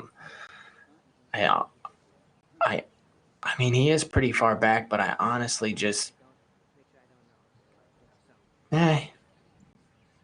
looks like this might be, depends on what, I wish I knew what that was. I mean, he's a good 400 feet from this, or more from the, probably right about 400 feet from the basket. I wouldn't be surprised either way. I wouldn't be surprised with a layup. That definitely wasn't a layup. He's gone to the right. And there is out of bounds back there, so we'll have to see if he pushed into that OB like pond area.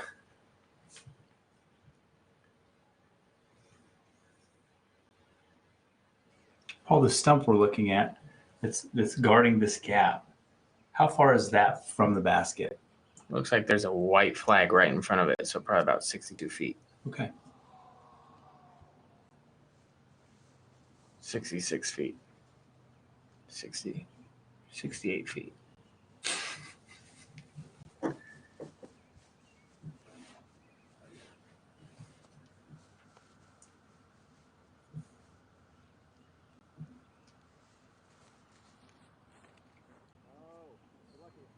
And Reed absolutely yanks this one, and it has a bad reaction off that tree. And goes into the pond OB. Yeah, it looks like he does. He does go into the pond out of bounds. And that is a really bad mistake from Reed. Really one of the first really bad mistakes we've seen from him, because that is going to be a for sure bogey now. Mm-hmm.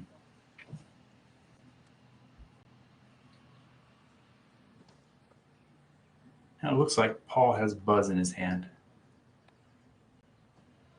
Which means he's inside 500 feet. It's got to turn. It's got to slow down from that edge. It looked like it kind of the grass. burned its way down into possibly catching on that slope right there. And right around circle's edge. So with Ricky's mistake, it looks like Paul might be able to get to push his lead a little bit further there.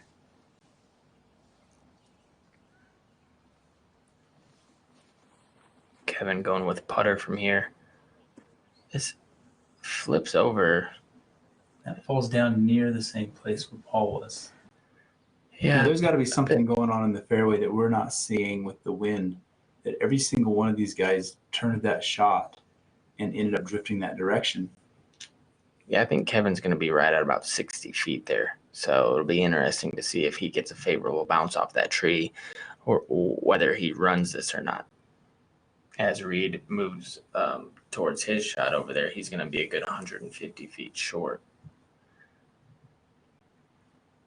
And there are kind of there is some foliage over there, and so I'm curious to see if he's going to have any sort of lie to get to the pin. Obviously he'll be able to make something happen, but it doesn't look that easy, and I don't think he realizes that he is in fact in the water. Yeah, they seem to be looking in the bushes for his disc.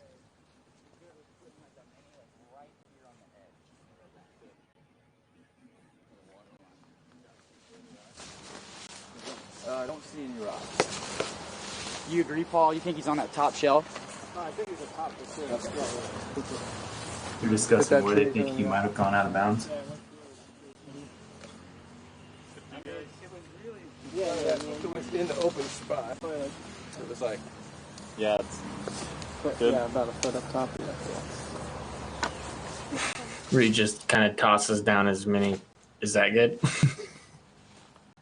He's not really having it.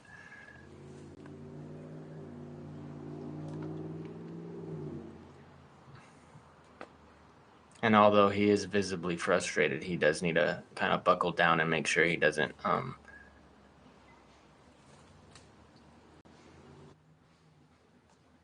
make a worse mistake, and that's a great upshot.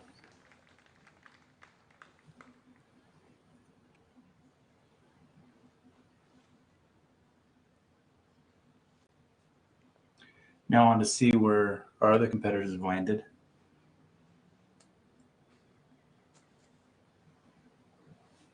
Looks like that was Ricky coming from the backside of those trees there. Kevin should be just right on this corner, and he's not going to have a putt there. He'll just be laying this one up. And that's going to leave Paul to be able to push his lead to 4.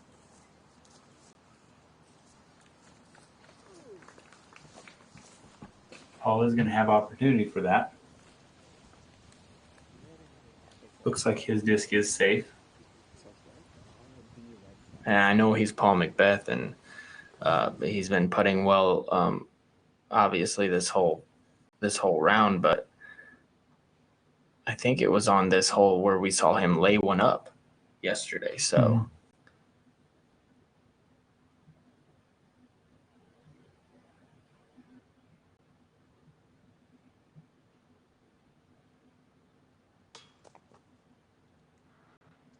Just a little low. A little bit of an off stance. He really wants that one back. Yeah, he's going to be disappointed with that, but you can't make everything. I guess you can make everything, but you're not going to make everything. We have a tap in. He's going to be taking more strokes than he would have liked to. Kevin Jones taps in.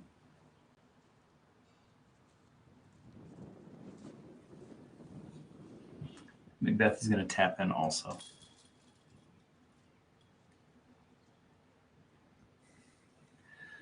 Paul, we're at hole 9, the bridge hole. They've changed the hole up this year from what has been in years past. There's you have to clear this gap. You're going to have to, put the disc up high enough to carry to the left and into this island green. This is pretty much a standard shot for every one of these players. The wind could dictate a little bit of what goes on, which angle they choose. Our only one that we're going to see a little bit of a different shot is going to be Reed because he's left-handed. We probably expect him to throw a forehand, but pretty much a standard shot. This is playing the 16th most difficult hole in the course. So overall, we really kind of expect them to get close to the basket. With the wind today being as it is, I don't see those flags out there moving too much at this moment. What do you think our odds for ace are right now? Well, yesterday I called, somebody giving an ace run, and it was a complete debacle. Everybody was all over the place. So your odds are better today. Yeah, but I would still like to see somebody run this. I mean, it's definitely a catcher's mitt to the left on that hillside, and it's a shot that these guys are all very used to throwing. It's just a standard hyzer out of this gap with, just choosing, like you said, no matter or whatever the wind is, just choosing the right height, and it'll just kind of feed into that left side. Easier said than done, especially when you're on the lead card. The Ledgestone Insurance Open in final day with cameras in the gallery and everything. So I would hope to see something positive like that happen, but I think they'll all just take making the island at this point. For sure. That's why they call them miles to go, man.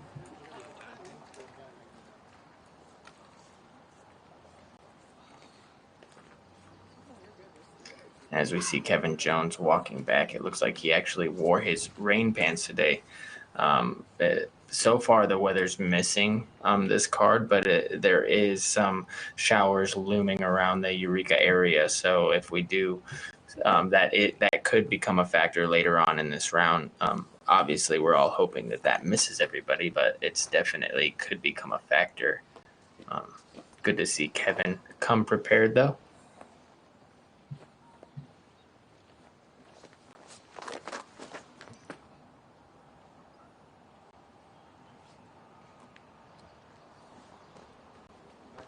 He successfully makes the island.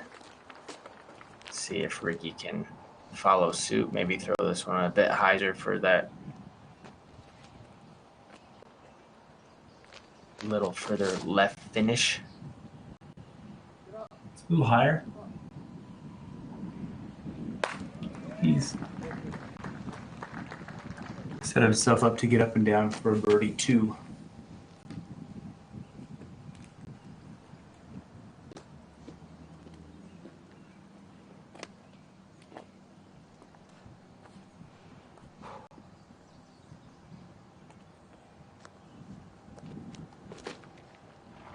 Macbeth's shot is a little bit low and right.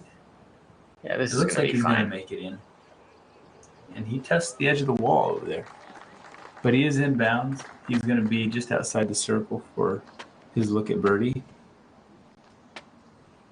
Here's what we were talking about. Reed, being a lefty, he's going to be throwing the flick out of this gap. Hey, he came up a little short yesterday.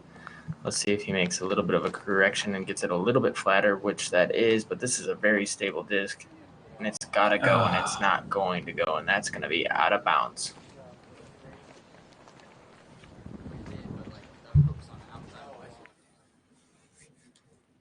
Yeah, as Reed misses the island there, that's going to cost him a shot or two. Looking at the leaderboard, we see Chandler Fry, who's been dipping his name in and out of that leaderboard. Drew Gibson at +1, who's moved down 2 spots. And, yeah, you just kind of get the feeling that it's anybody's game. I know that Paul has this lead, but Kevin Jones has a lot of momentum on his side right now. And coming into these holes, any mistakes that these guys are going to make, especially Paul, it just feels like somebody's going to grab him. You know, obviously he's leading by 3 or 2 strokes over Wysocki, but I kind of like Kevin Jones's chances. He hasn't won, as we see Reed throw a pretty good shot there from the drop zone.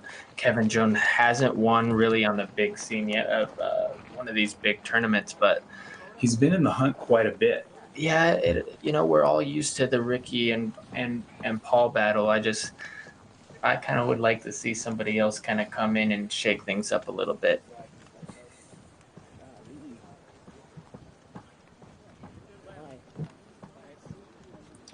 And hopefully Reed called provisional on his shot, because that's going to be pretty close. Looks like he's to the out of bounds. Looks out of bounds, but hey, you never know. Wall. I want to thank our sponsors who supported the Pro Tour. There's our Black Ink Discs.com border wall there. They are having a look at it. It looks like it is in bounds from the rope as long as he called a provisional. He's going to be pretty happy with this situation, being that the shot was pretty much a miscue. I mean, that's going to be a 2-shot swing possibly, at least a 1-shot swing from what he thought. And he obviously would have called provisional because he is playing from this lie.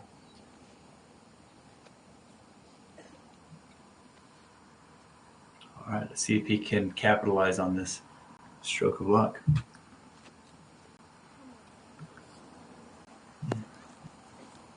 Just a bit high. He will be getting up and down for par, it looks like, as opposed to for bogey. Yeah, so he'll remain at 12 under par, which is still a respectable score in this tournament.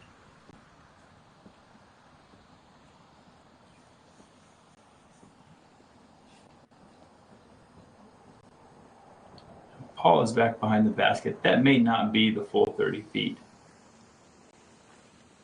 And here's Kevin.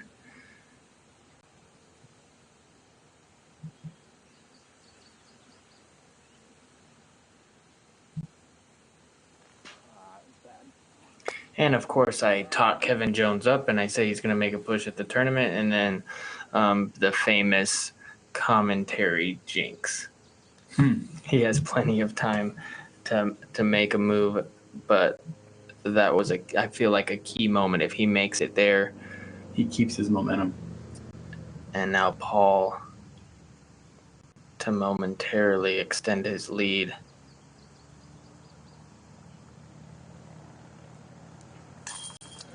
Depending on what Ricky does. And I think actually Ricky's park. So yeah, that'll just be a momentarily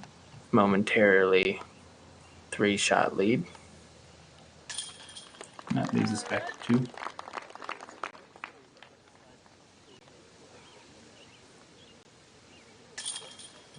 That brings Jones 4 shots back. Yeah, I still like his chances. For sure.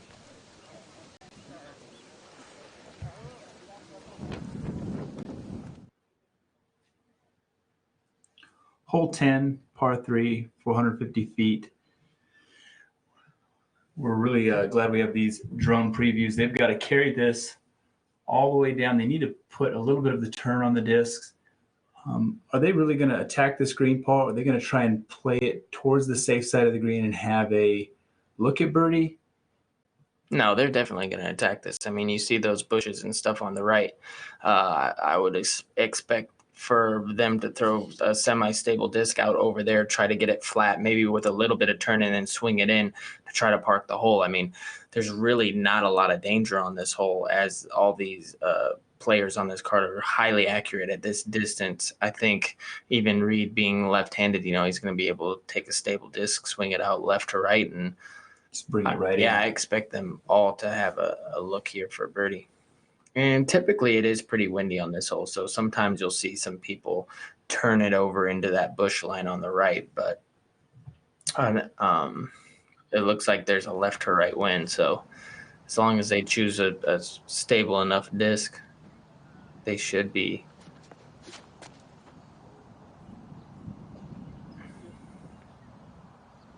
That was a very stable disc. He just missed his height, it looked like. Just by a little bit.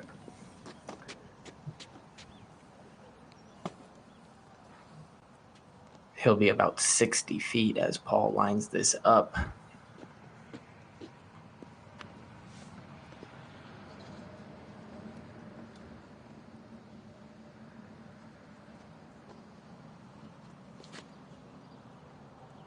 And that's more of the line that I expected from these guys, is to kind of push that right side. And there you have it. Yeah, you push that right side with something that almost gets to flat, and then it can just kind of push towards the basket with really no troubles. Paul's going to have another putt depending on, unless Ricky can make, a 60 to 50 footer, push that lead to 3.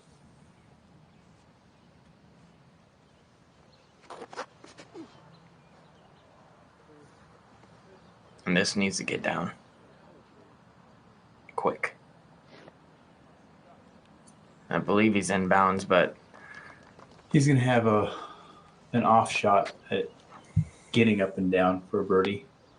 He's going to have to make something special. Yeah, I mean, he's running out of time. If he wants a chance to win this tournament, he needs to be capitalizing on these. For the Eureka course, this is as easy as it's going to get.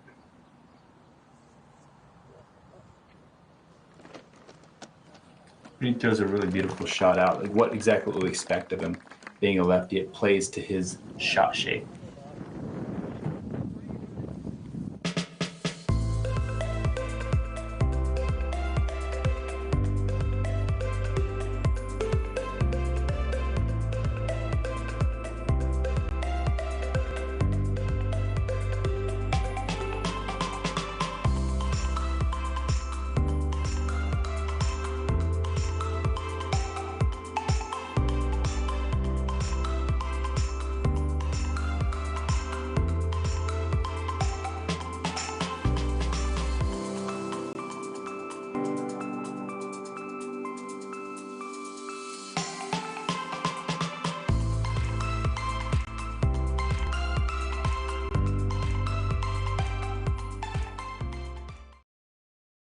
Poison ivy ruins the best day outdoors. Honey, careful.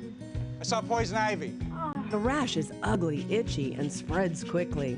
Zanfel's your answer. Skip nutty remedies and expensive visits to urgent care. When you get poison ivy, get Zanfel. No side effects. Safe for kids. Zanfel washes away the toxin that causes the itching rash. Complete relief. Zanfel lets the healing begin. Got poison ivy? Get Zanfel. It works.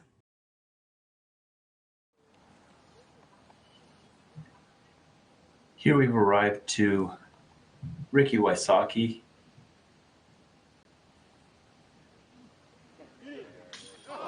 Oh, that was a really key putt.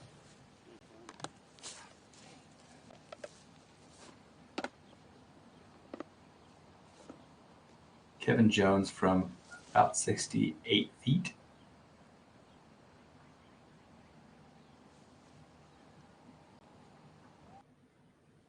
And it's going to pass by the left of the basket. Paul, we're in the back nine right now, and these players that are behind Paul Macbeth are really going to need to buckle down the next few holes if they want a chance at this championship. They're running out of holes, like you said. The momentum is kind of leading towards Paul again, and I mean, yes and no. There's going to be plenty of holes coming up, and it is breezy. For instance, the next hole is a 2-shot hole. The hole after that's 2-shot. Any mistakes can be made, and this lead can be cut kind of in half as Reed makes a very good putt there for birdie. That's the one thing you can't do is bank on somebody else making mistakes like that, as Paul, right now is 1050, I think a 1054 rated golfer, so you can't expect him to really mess up on these shots. All you can really do is birdie as many holes as you can.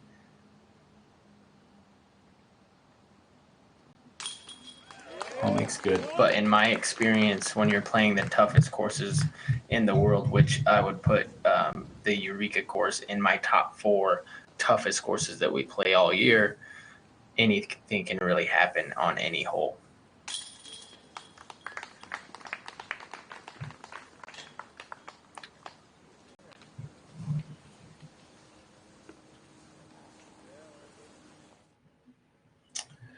We've arrived at hole 11, par 3, 300 feet. This is a very standard hole for these players. This is playing as the easiest hole on the course. There's out of bounds right, out of bounds left. They just need to throw a straight shot, maybe slightly turning to land safely. We expect that these players would all throw a very similar shot. We might see a forehand from several of our players just so that they can get out the gap and get down to the ground quicker. But this is a must get.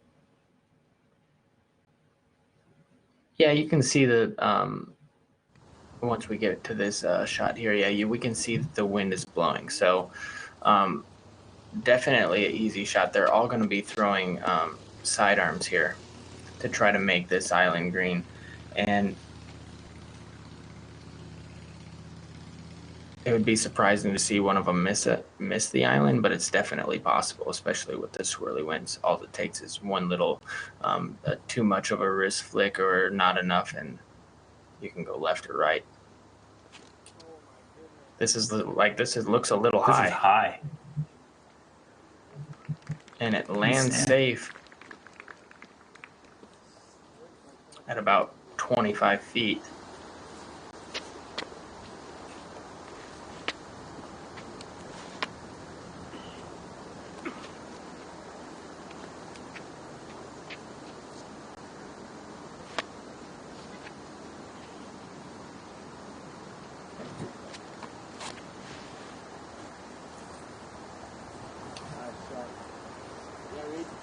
Reed puts it right next to the basket. Ricky's going to be throwing flick.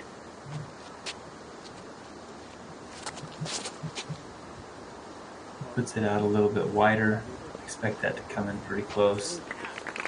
And currently it looks like he may be setting with the CTP.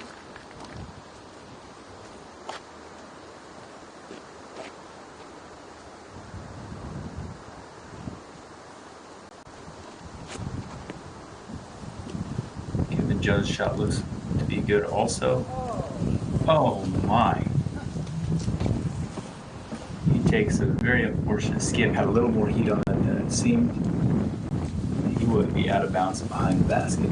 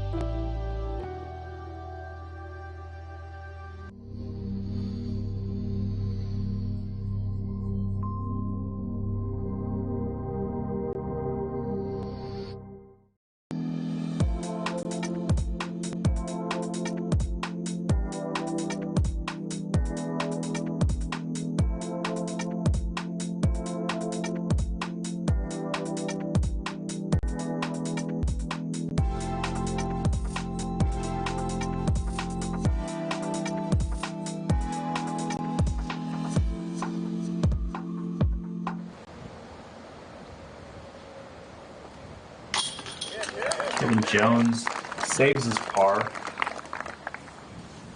It's an unfortunate mistake. He did put a little too much heat on that disc to skip out of bounds.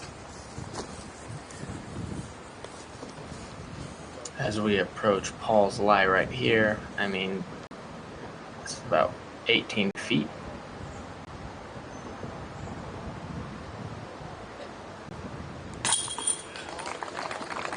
Easy peasy. For sure. I think everybody else is going to tap in for bird. Being Paul, Reed, Ricky, and then Kevin with the lone par. You know, as I'm looking at this leaderboard, I mentioned that Paul Oman shot that 10 down. He was in 107th place to start the day. He moves himself up 64 spots. Wow.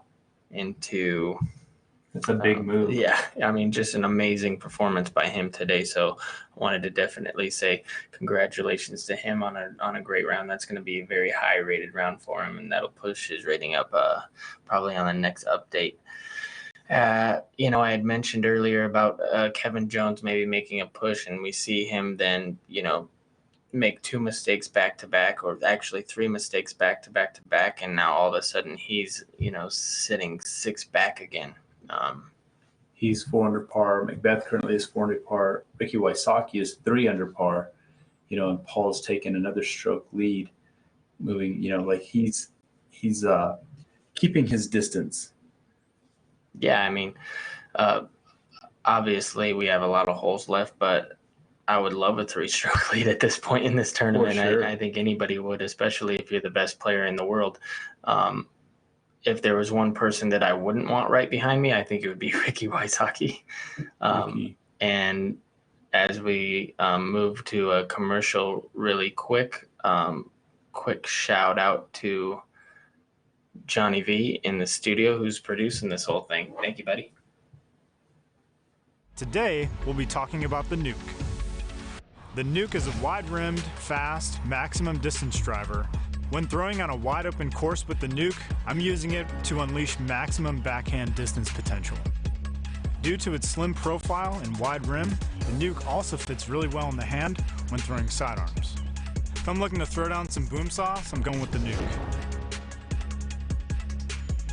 You can pick one up at Discraft.com or your local disc golf retailer.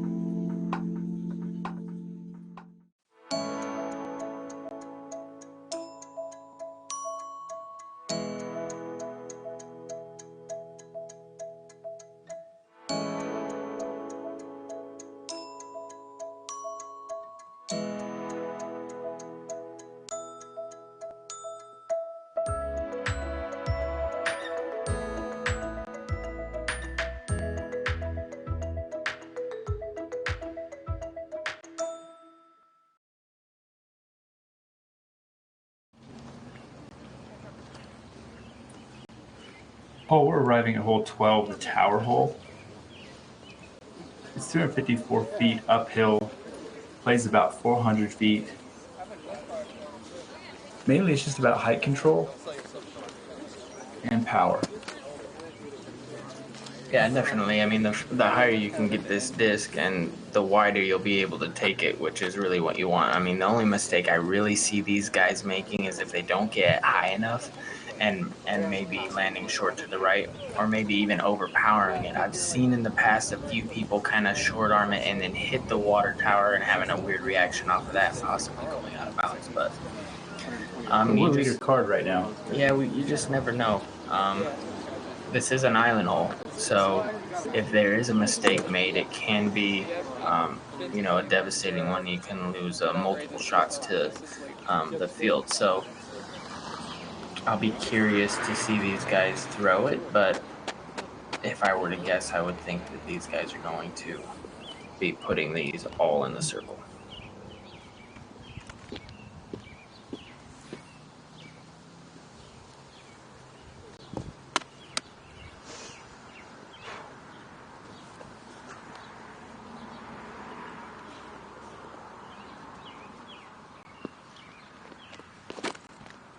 Ball shot is off. It's plenty wide enough. He's asking it to sit. He's in good position. Now this is coming in as the 6th most difficult hole, so that it does have some teeth. I'm guessing that's coming from some of the players where power is kind of an issue, and these guys, they are not lacking in that department in any way, especially Reed right here, who's going to take this. This hole's playing a little bit further than him because of the way the tee pad's kind of off to the right of the tower. And this is high, but this does need to hurry back, and it does. That's just a really far shot. Uphill the whole way. He has to clear a good 60 feet more of distance than the righties on the card. And this looks money. And it is. He is parked 1 foot away from the pin itself.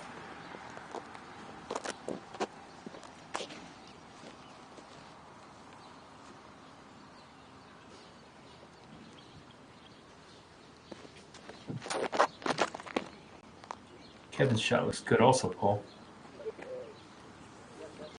And he catches the tower. He catches. Yeah, he'll have to earn it. From about 25 feet, but that was a good shot. There you go. 9 for the win. Yeah. Looks like maybe this water tower has gotten a fresh paint job recently. I gotta figure out where the hell that buffalo is at. I saw someone post pictures. What? Had a buffalo As we look at the scoreboard, doesn't look like a lot of movement since the last time we looked at it. Garrett Gerthy maintaining that nice round at 4 under, which right now on this leaderboard looks to be the 2nd best score behind Simon, who's 6 down through 13, trying to make that run into the top 10. Not only are these guys trying to play as best they can for this tournament in particular, but there is something to be noted about these top 10s really mattering for the point series that a lot of these people are in now, for the end of the season when they go and play the finale. All these points add up, and with how many great players there are on this tour now, everybody just trying to jockey for position in that as well. So they don't have time to feel sorry for themselves because they're out of position to win the tournament. They're still trying to get those top 10 finishes and accumulate as many points as they can in that series.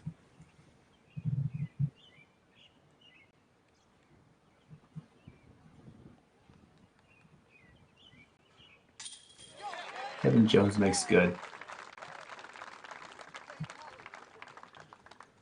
And the fans like it.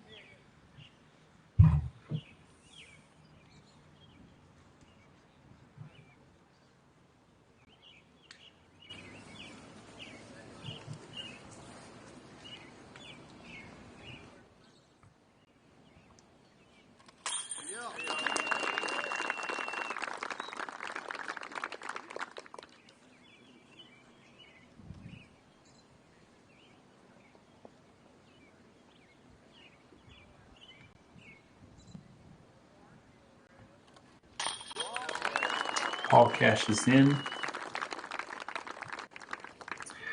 And that's what you call a star frame.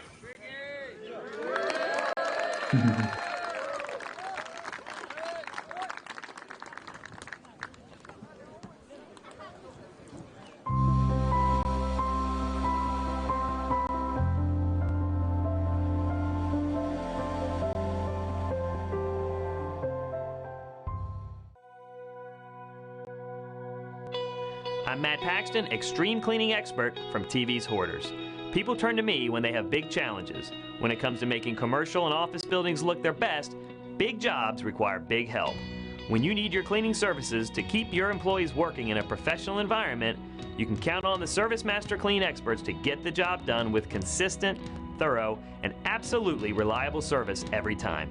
Service Master Clean, where the experience matters.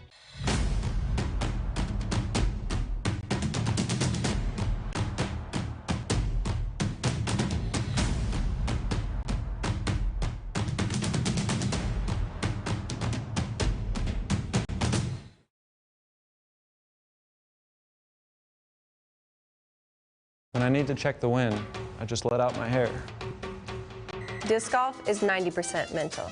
The other 10% also mental. If you want to make new friends on the course, pick up someone's disc in the fairway by accident. Stay getting birdies, my friends. Hi guys, I'm Alyssa Van Lannen. You've probably seen me hiding in front of the tee pad or laying in the bushes trying to get the best shot. For the best moments in disc golf on and off the course through my photos and videos, check out patreon.com/Alyssa Van Lannen.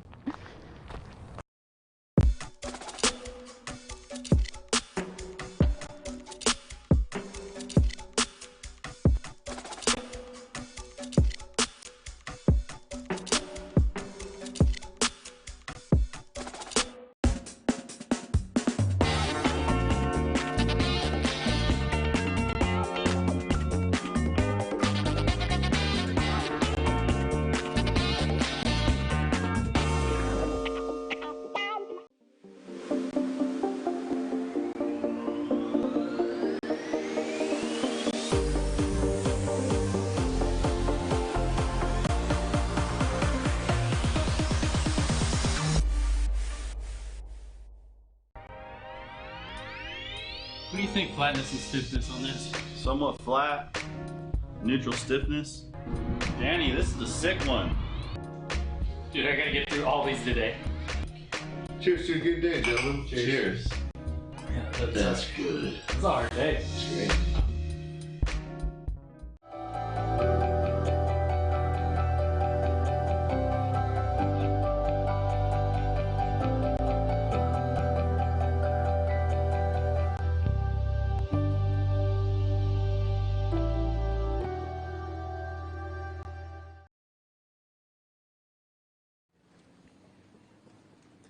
And it looks like we have a small backup here on the par 5 as Drew is looking left to the island hole, probably to wait for somebody to tap out or something. But this is the second card. Again, Drew Gibson teeing off here. He gets that nice and wide and high, and that's in an absolute perfect spot. And here's Garrett Girthy, also known as Double G.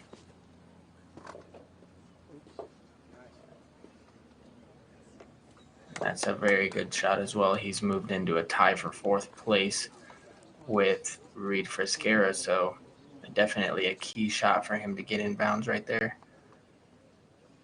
Emerson Keith,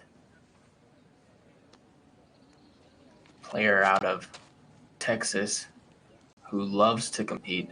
A few years back, I believe he played something around 70 plus events in one season, which is... There's 53 weeks in a year. Yeah, he decided to play more than that. As we come to Jeremy Coling, who throws a nice shot that flips up, and he's asking for it to sit, and it does, and he's happy with that.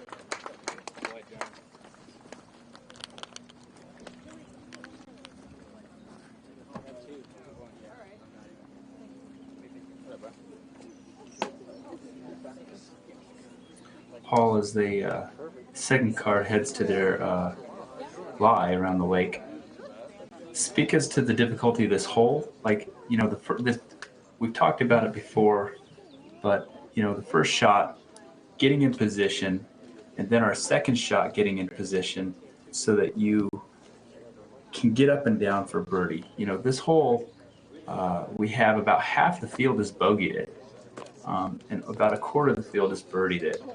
So, you know, it talks about the difficulty of the hole, but we do have a whole bunch of people who have birdied it. So, you know, this lead card, we've seen kind of like a mixed bag of scores as we've gone down this first half of the course. It's 1,080 feet. So you got to do your math. You got to pick it in half. Pick your places where you're going to land. Here's a view of our leaderboard from the gallery's perspective. Yeah, I think we've, you know, made note of it on every round so far as to this hole can get a lot tougher as you make it a lot tougher. Everybody has plenty of distance to clear the lake. As it looks like we've brought the volume in. Maybe here's some chat on the tee pad. It's like throwing $100 into the water. Are they that expensive? There's not many of them. You need to find your value. But he's been selling club breakers for like 70, 80 years. That's insane. So everybody thinks that they get a club breaker, throw it 732 feet. I'd be sure. When they say it's short. Oh, fine. Yeah, dude. I just in box. You know, we're getting into the closing holes of this. You know, we have 5 more holes to go. And one thing I've noted for myself going into the final holes of, you know, like the last push down towards the final holes of the course is we see Paul right there chewing on some food. You know, a lot of people, you may forget to eat down the stretch, and if you forget to eat down the stretch, anything that may happen, whether it's a very good shot or a very bad shot, can feel a whole lot more if your nutrition level starts to drop. So how do you eat a bit down the stretch? Do you make sure to eat a lot before? How does it work for you? Yeah, I mean, obviously, I think everybody probably has a couple snacks in there for backups and different things like that. It's definitely important to maintain a high energy level, especially when you're trying to push down, you know, down the stretch of a big tournament like this. It's just whatever your routine is. If you're used to eating, you know, I normally have a snack, but I typically don't snack a lot while I'm on the course. One thing I definitely do is I focus on drinking a lot of water and staying hydrated as I play for purposes of, you know, just staying loose. And as we see Ricky and Kevin John at each other a bit, having some friendly conversation. I know they're highly competitive on and off the course. It's good to see the camaraderie there. A lot of, you know, the people on tour play with each other so much that it's important to maintain that nice professional friendship, hanging out after the course and different things like that. So as they wait, you know, they're able to relax and conversate and just have a good time. That's one of the cards coming down the stretch waiting to probably tee off on 18 right there with Nate Perkins and James Conrad. We see Zach Johnson as well, probably waiting to tee off on hole 18, which they kind of share that area for the tee pads. Looks like the second card is making their way to where their drives landed. As we see them kind of walking up to similar positions. I think they all had solid drives, and here's Emerson, who, like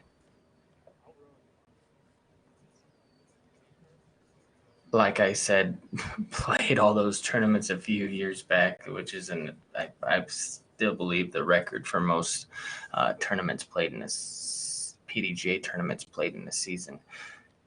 And he is no slouch to the leaderboard. Every time he makes it out to a tournament like this, it seems like we're seeing his name up on the list as competitors pushing for those top positions, as that looks like a perfect shot around that bush. I think we noted in the rounds prior, but for the listeners who didn't hear us talk about this, I think it's important on this second shot not to go too far left, not to get too much distance, because you can kind of snooker yourself behind those trees on the left, which Double G may have done with a shot like that.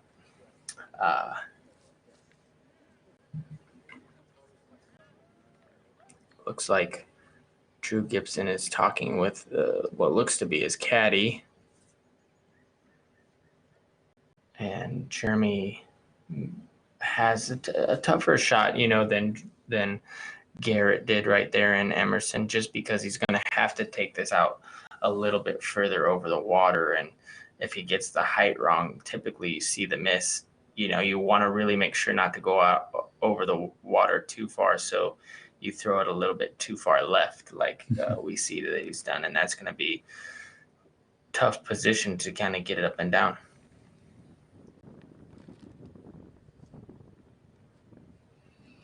Here, Drew's in a really good position, Paul. Like he said, they were snookered up against that tree. They have to keep their distance hedged in. Drew's checking the wind. How far is this shot yet? Is it just another about 330, 340-foot shot, or is that going to go too far?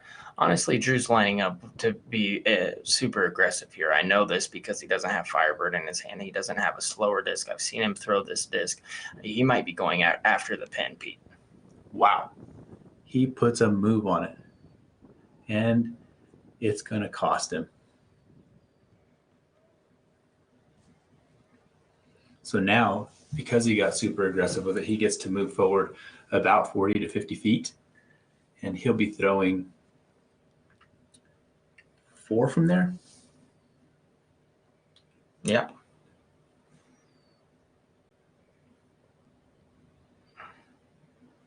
And now let's see if he takes his medicine and just kind of lays up. He did throw those slower discs on the ground, though, right there. Let's see what disc he has in his hand.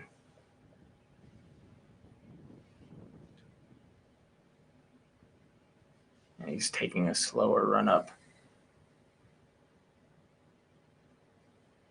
He's smashed the disc again, though. I mean, that's far. That's really far. He'll be able to pitch it up from there and probably take bogey, but it was definitely entertaining. As we move to hole 18, we get to see Zach Johnson throw roller there. Looks like he's disappointed. Maybe he hit a tree or something. James Conrad coming off of a second place finish at the Zootown Open in the previous weekend, so known for his long run up and nice commitment.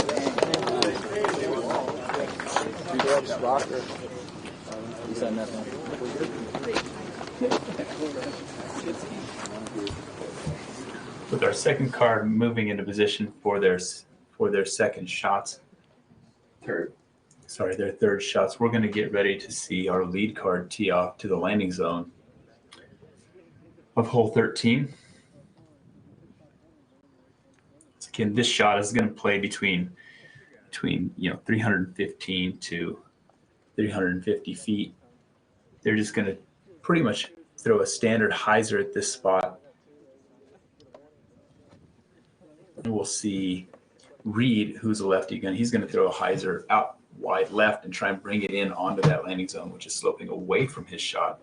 And he's really just got to focus on controlling into that landing zone.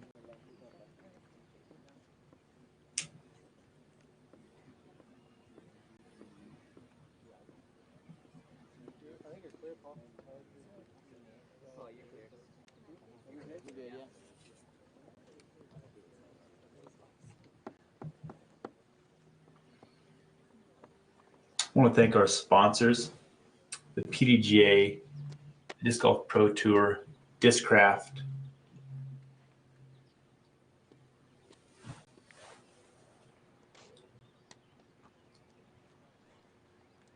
We have Paul lining up his tee shot.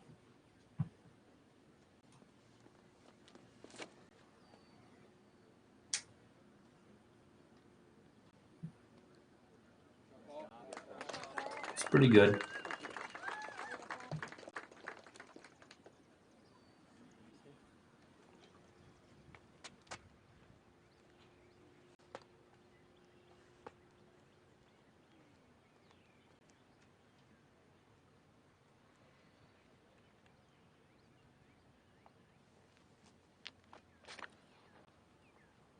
His shot is off.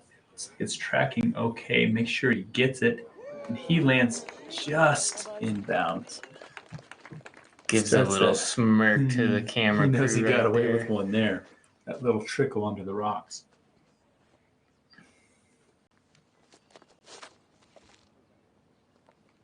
And Ricky threw this one pretty hard. This needs to get down. The further it gets up the hill, the tougher that approach is to not make the mistake of getting it super high, so you make sure you're not going in the water. If you get it super high, we saw even Jeremy Colling kind of from a similar position go a little too far left on his next shot, so we'll keep an eye on that.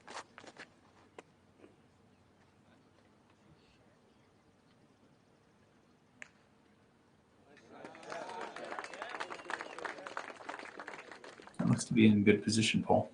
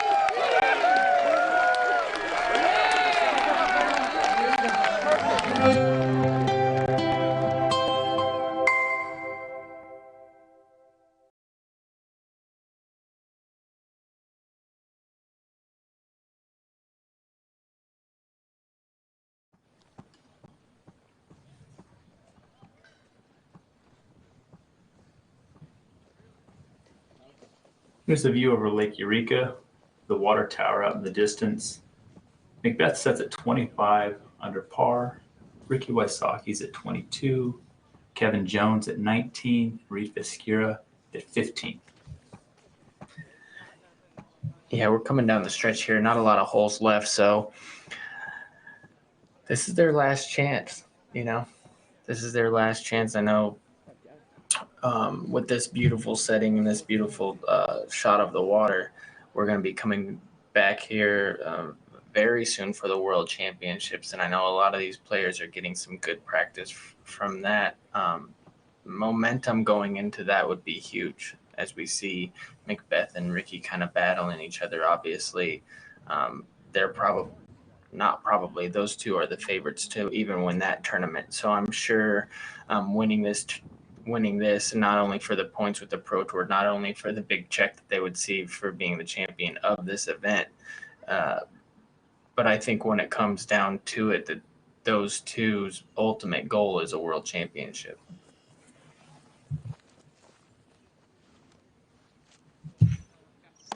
Here, like we had seen, Ricky had thrown his shot just a little bit deep. He seems to be left more with maybe going down the left side of the fairway now instead of throwing hyzer. No, Has he snookered that much, or is he really going to try to throw pump it up there hyzer. high?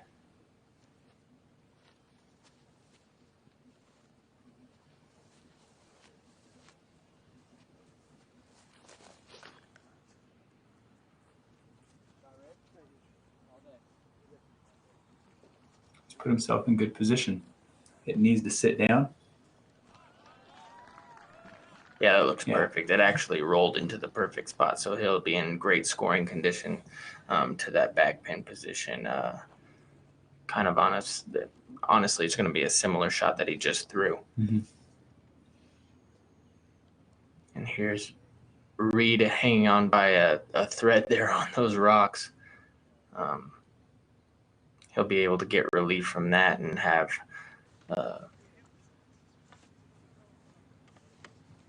just over probably 300 feet into the next spot that he would like to land. Guessing he's going to be throwing that sidearm we've seen from time to time.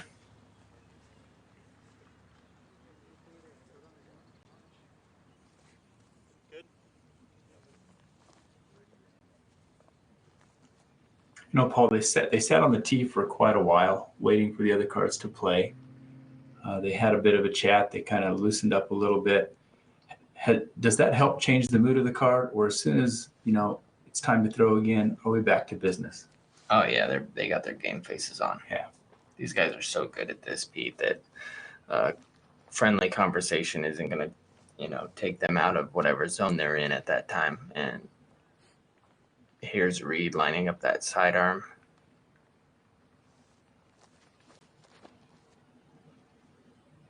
This needs to get past that bush, and he goes directly into the bush. We saw him make that same mistake yesterday. So now saying he's safe, he's going to have to pitch out again and then have a kind of a tough up and down from there. So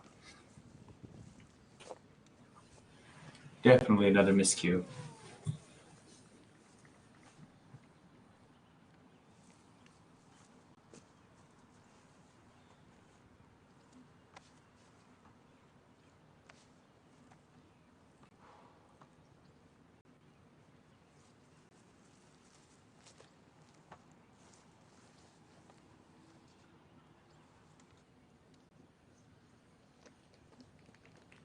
Macbeth cuts it kind of tight, but he's just setting up on the hill now. Is his next shot going to be pretty standard? I don't think that's going to be very easy. As we pan back, we're going to see that he's going to have to take that pretty wide. And the wider you take it, the more angle you're going to have to play into that green, and you can end up getting rollaways and all kinds of different stuff. He's not out of position per se, but he's not in optimal position. Yeah, and I just I get the feeling that both of these two might have gone a little bit too far. We'll have to see when they approach their lies, obviously, to see what kind of position they're going to be in. But Yeah, and I think Ricky's going to be too close to those trees, and he's going to have to try to, a dangerous gap or something to that nature. One of the surprising things that we all got to see how aggressive that second card is playing. We saw a few of them lay up, but then we saw Drew Gibson go all out. Both shots, one into the water, and then he went all out again, and he's above the hole, and we'll have to see if he can convert from there. I mean, he tried to go after that hole in 2, and that's just ridiculous to me. I mean, that is so far. As we see the leaderboard, and Matt Bell with a 5 under is now making his way up into 7th place with that 5 under, and that's matching the best score on this leader card right now, and really on our scoreboard. As we get back to the action here, we see Reed, who's going to be pretty far in this bush.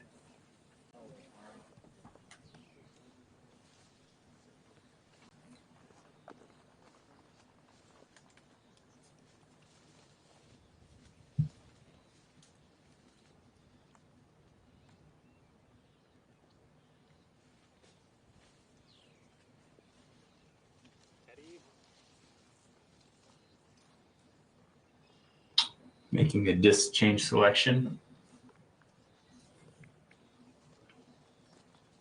He's going to be pretty far in there, Paul. Yeah, it looks like he's found a little tent in there. I'm guessing he's just going to play sidearm out, 50 feet.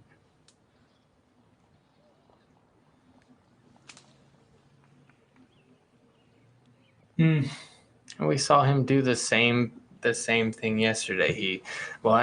Yesterday he laid up to the left side and then laid up again and laid it up into the water. So yeah, Reed is definitely leaking a couple strokes here late. And Ricky got that favorable roll down to the water's edge, so now he's in prime position to attack this green.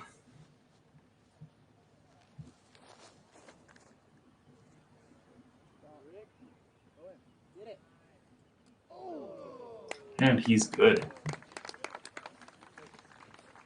And that's going to be for Bird.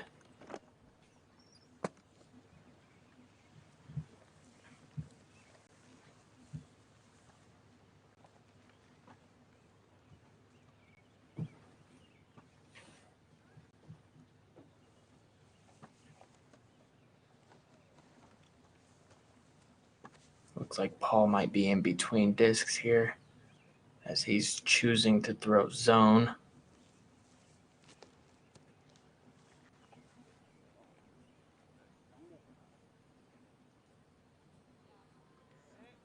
And he gets the nice cut back. Good choice.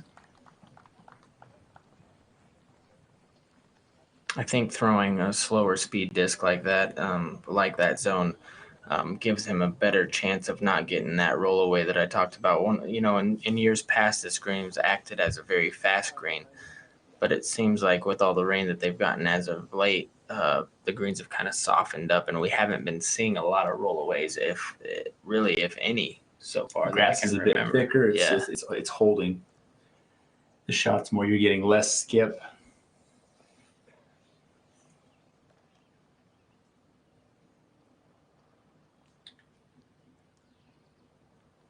Now Reed had 2 miscues now. One of them has ended up in a penalty. He's really got to make sure to get this close and get out of this hole as soon as possible.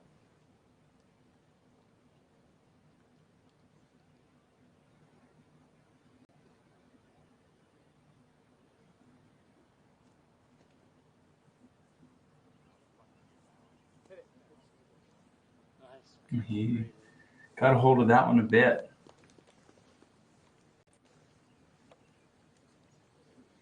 Paul, we have Kevin Jones.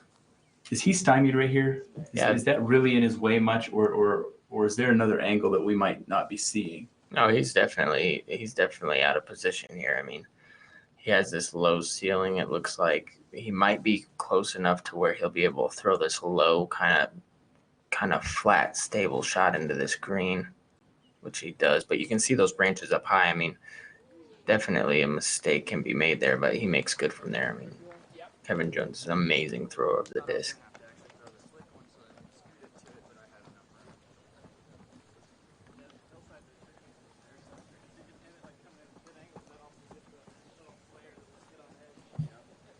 I feel like if there was a big mistake to be made from Macbeth, it would have been on this hole.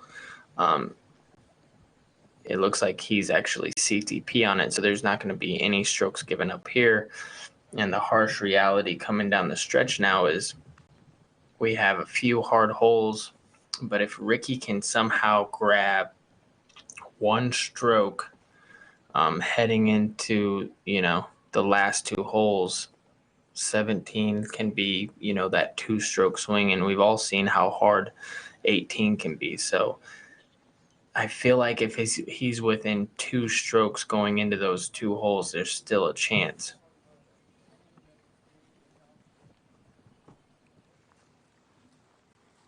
So he doesn't have to get too aggressive on these next few holes. He just kind of has to maintain. Keep himself in prime position and really just convert.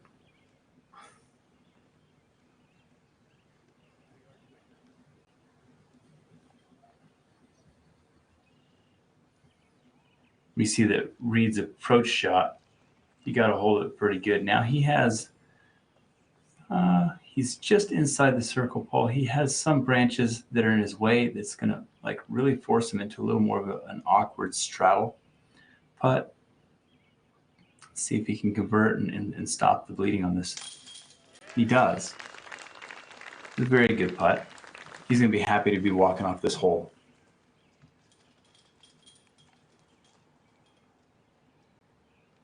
Yeah, he's able to find some positivity there with making a nice putt from about 30 feet. But still, that one's going to end up hurting in the end when he's adding up his scorecard. Kevin Jones makes good.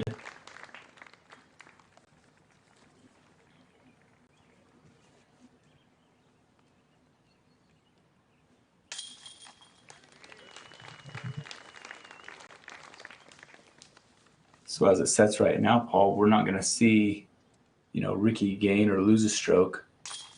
Like you said, we're coming down into a couple difficult holes. Hole 14, it's this tee shot off of here. This hole is 805 feet. It's a par 4. You have to keep your height correct here off the tee and flex it somewhat down into here, but you want it to feed back to the left into this landing zone. From there, they're going to attack out and around to the basket that's down this way.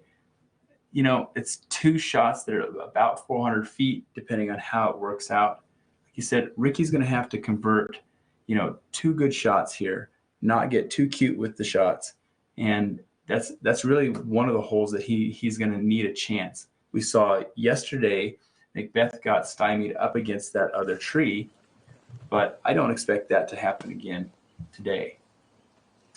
Well, you never know. The last couple of holes have just been really basic hyzers for these guys. This is going to be the first time in a while that they're forced to throw a specific shot. And when that happens, that's when all the pressure and stuff will build up. And we'll be able to see who's feeling it and who's not. Luckily that the second card is out of the way, so Paul can kind of get straight up there and get after it. But, this is the first shot in a while that isn't a hyzer.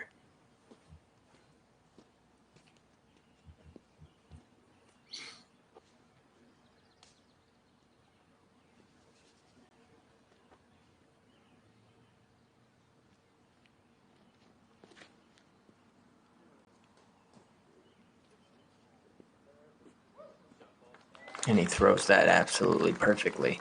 Beautiful flight. Hyzer to flat to anhyzer, back to flat. Pretty much exactly, I'm guessing, where he was aiming.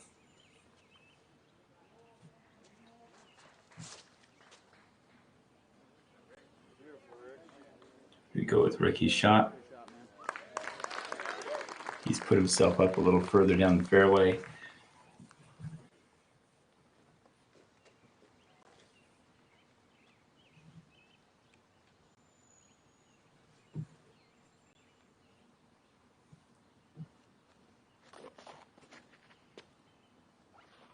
Kevin Jones gets the same turn. Really nice flight. As it sets right now, Paul, I think that Kevin is really just going to play to keep his position. He may be able to make up some strokes on Rick, should there be any mistakes there, but I don't know if he has a chance with what we have left to catch Macbeth. He would have to get 1 stroke per hole to do that. Well, not only that, he would have to catch Ricky, and so I don't see both of these guys just completely exploding right now under the circumstances. So I think that Kevin Jones's chance to win this tournament are long gone. And like you said, I think he just has to maintain the best score that he can to get that third to set, second place finish. Mm-hmm.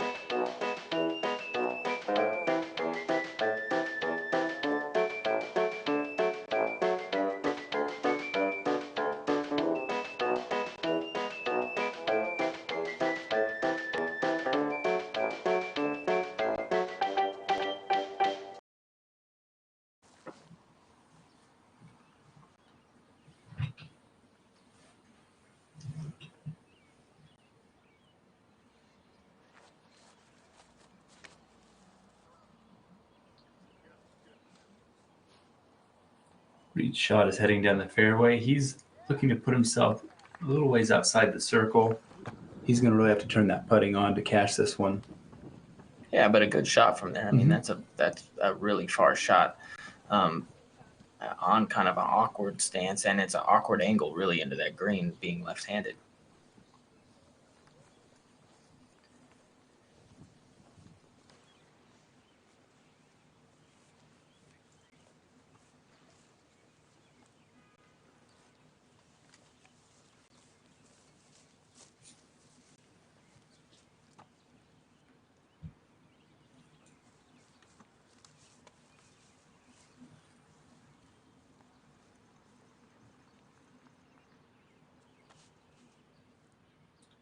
Best lining up the shot.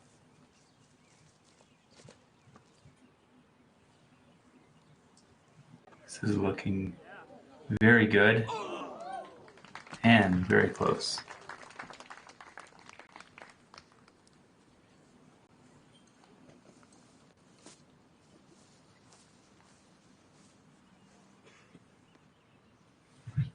Let's see how close Kevin can get this shot to the basket. One thing to note is Macbeth's been playing this back nine so good this weekend.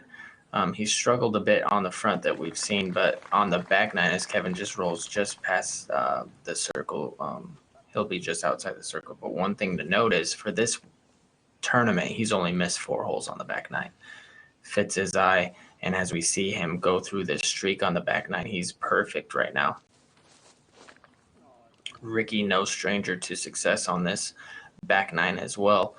Yesterday we saw him only missing 1 shot, but first round having 2 bogeys. So, I don't know how much that's going to come into play here as we move forward, but I think advantage Macbeth. For sure. Do you think Macbeth birdies out? It's definitely a possibility. I mean, it's a possibility for both him and Ricky both to do it, but Ricky's shot here landed short of the green, it looked like. Maybe 45 feet. So he's going to have a bit of work to do to make sure he stays at pace. Oh, yeah. I mean, he has a really tough putt here down the hill with Macbeth seemingly 4 feet away. So if he wants a chance, he's got to make this.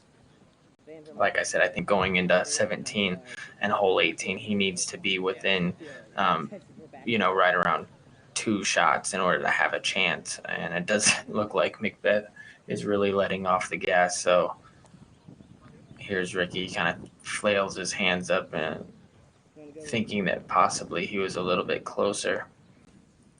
You can definitely see the frustration on his with his body language from this shot, but we've seen him make these putts before, and I have to say I feel like this is a must make.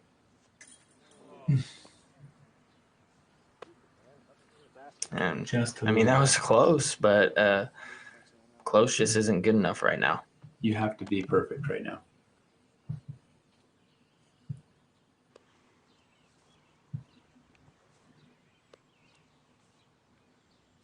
Reed has to come around this tree, and he has to kind of swing the disc on a little bit of an anhyzer.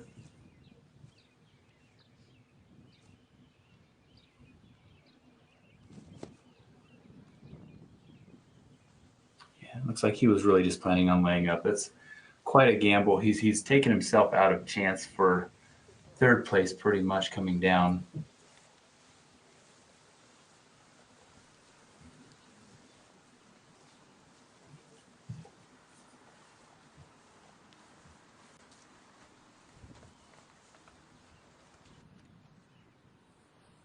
Kevin Jones outside the circle. Let's see if he can put this one away. This would be for a nice cushion on 4th place. A little bit left Just side. a little bit high left. Yeah, we see Garrett Gerthy making a move at 6 under par. He's actually the one sitting in 4th place as Macbeth taps in for birdie to extend his lead to 4 shots.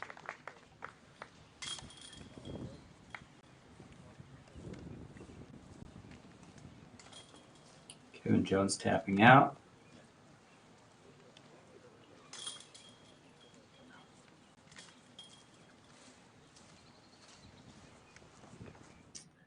Well, hole 15, it's given us some drama through this week. We've had quite a number of different things happen.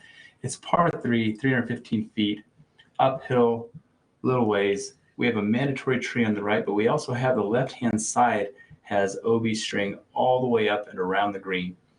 We have an elevated pin. Yesterday we saw Macbeth throw up and over the tree on the right, keeping inside of the Mando. We have Reed, who has, this fits his shot perfectly. And we have Ricky, who could throw backhand, he could throw forehand, and same with Kevin Jones.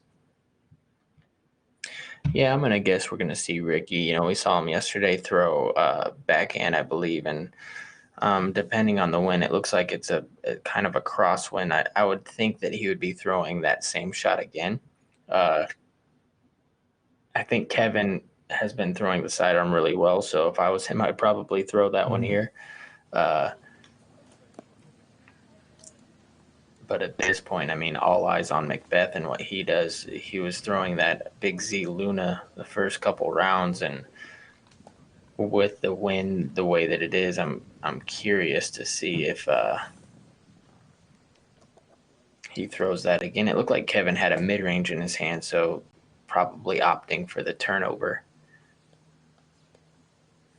As we see some nice banners in front of us with the Discraft logo. We also have Infinite Discs and Zanvil for all the Poison Ivy and Poison Oak that people may be getting this weekend. Not really a lot of it probably on this course, but I do know there are multiple courses being used in this tournament with the other divisions. Yeah. And he is choosing that Big Z Luna, I think.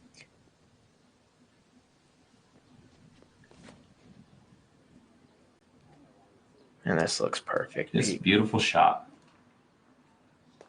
Paul, one of my favorite shots to see in disc golf is that nice turning shot where the disc kind of goes away from its fade and just lands soft. It's one of the prettiest shots we can see with the disc. Yeah, I mean, that's a putter he's throwing. It's just ridiculous. This could go in the road. That's a good, and another great shot there. I mean, I can't help but think that he's going after, chain high right there. Him being the competitor that he is. Just give every chance that he can possibly give it. Yeah, exactly. And Kevin turned this one just enough to get into the circle, and that's a really good shot. He'll have 30 foot for birdie. And Reed's throwing the backhand. Really, the only thing that he has to worry about is those high branches on the left. Yesterday, he did end up catching him on the left. He did end up being safe, but let's see if he can convert today. Looks like he has. That should be in the circle. Well in the circle. I can throw this disc around the world in one shot. Never play disc golf too far into the jungle. There may be cheetahs. Someone on your card can't recall if they threw a 6 or a 7. It was probably an 8. See? Stay getting birdies, my friends. Hey everybody, this is Kevin Jones. I'm here with my brand new Prodigy BP3 V2 backpack. And I'm loving this thing a lot. It's extremely lightweight. It's carrying all the discs I could ever ask for. It's pretty sturdy and durable. I've got my 2 putters up here, no problem. Room for a towel if need be. It's really lightweight, it's extremely efficient, and for all you, it's extremely affordable. So come check it out.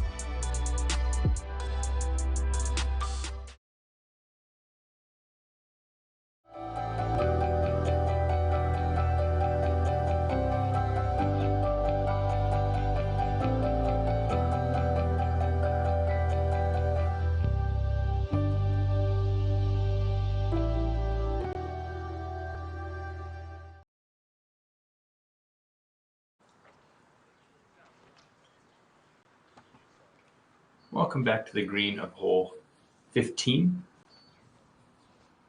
Kevin Jones lining up his putt for birdie.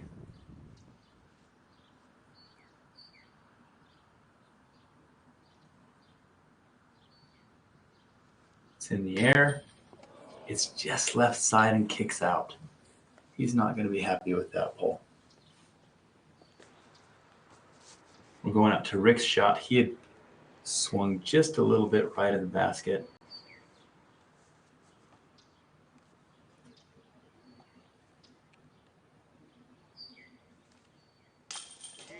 He makes quick work of that one. Yeah, good stroke by Ricky. Applying what pressure he can to Paul.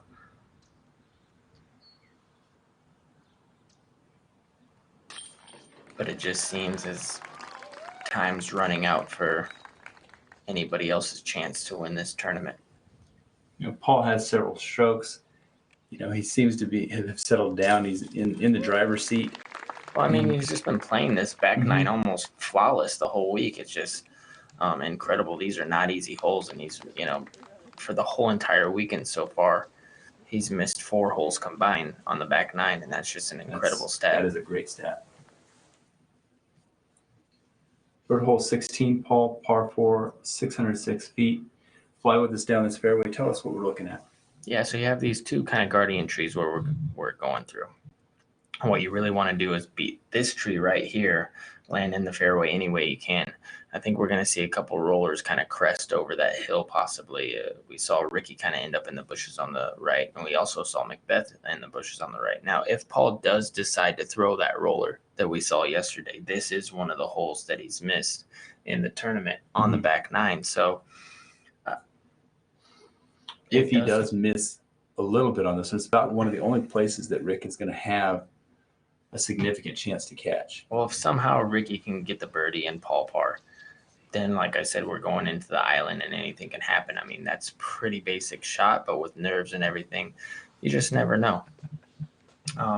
It all depends on this shot right here. I feel like if if Paul throws this as, and ends up in the fairway, I pretty much feel like that's game over.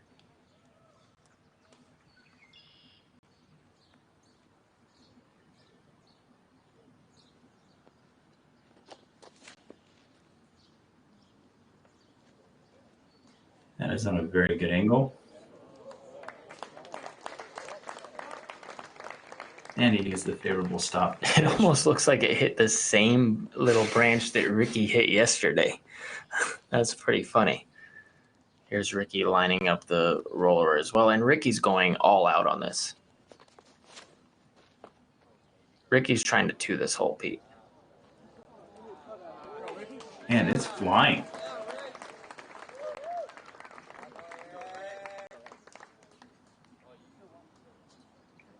And that's a look. Yeah. Wow. He even got the group ahead of him to kind of give a little peek back.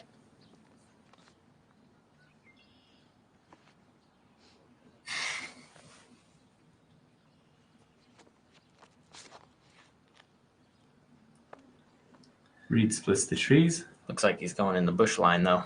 Mm. And that could be tricky. We saw Macbeth just completely disappear into there yesterday.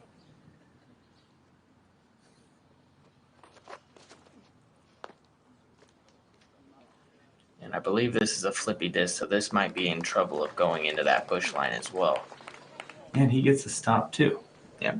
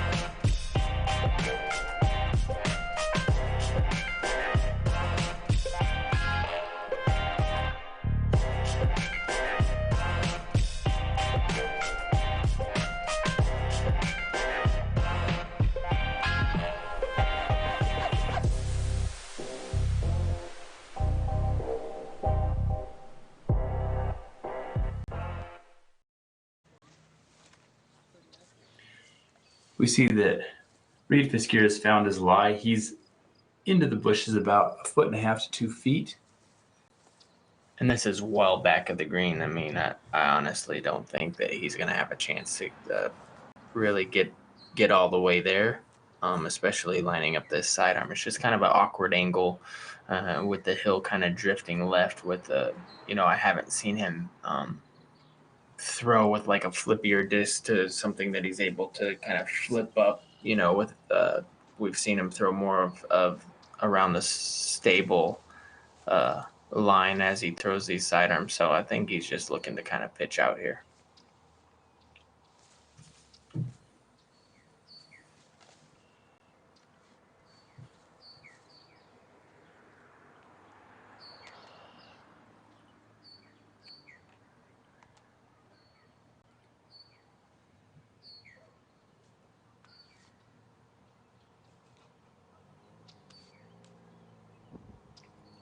Paul, if he gets frisky with this and puts it on a hard angle high, no, you're right. He's just pitching out. He didn't like that, though.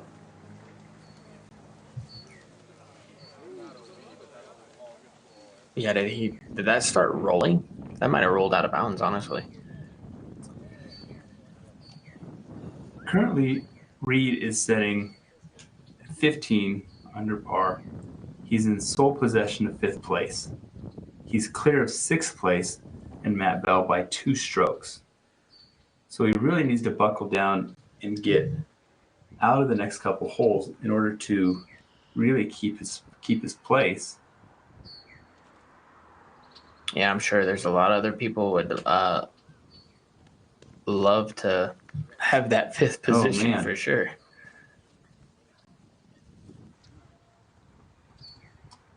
Beth stretching out with a little bit of yoga. Let's see what he's got here. Probably pulling out his zone.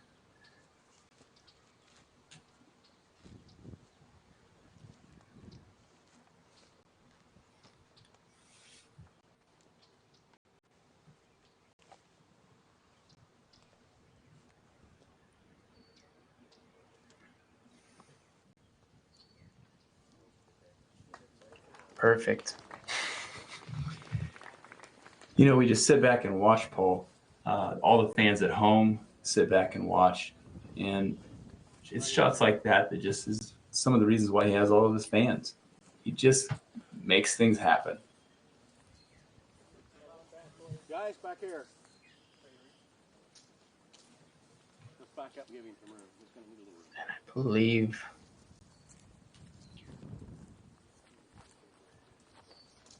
Reed actually stayed in bounds, which is a good thing.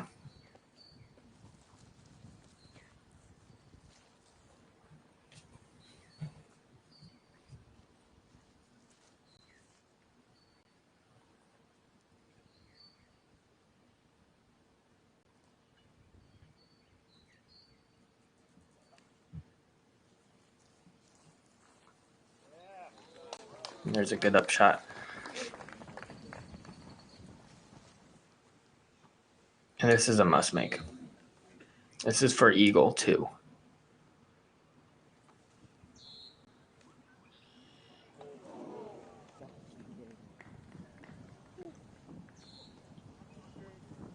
I think overall, Paul, that kind of tells us who our champion is probably going to be. We've kind of known coming down the stretch, but you know, Ricky throws a big roller, gets himself in position. We can hope that he makes it. But we're kind of left with this, that we have Macbeth at the top of the leaderboard, and he's in control of the tournament right now and his own fate.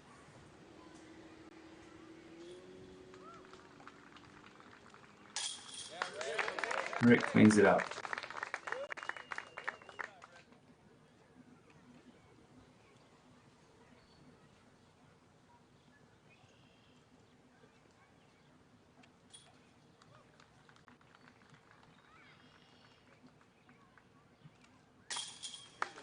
Jones.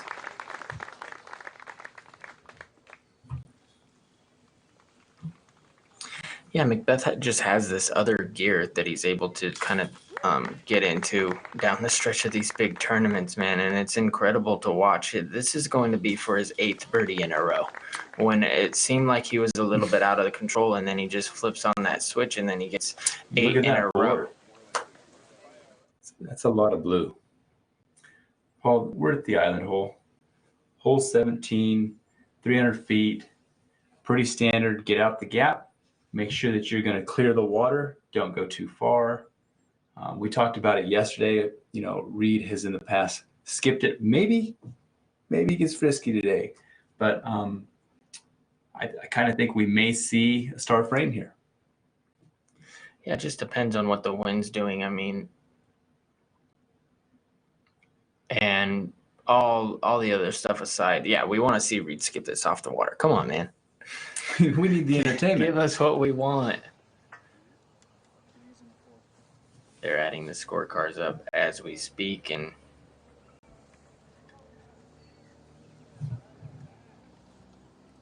it would be nice to see somebody scare the basket here, maybe for an ace run or something. Macbeth going to the trusty zone right here.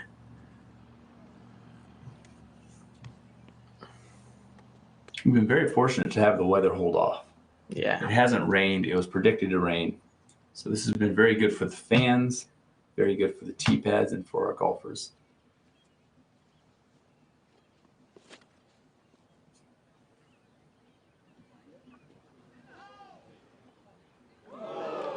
And he scares it.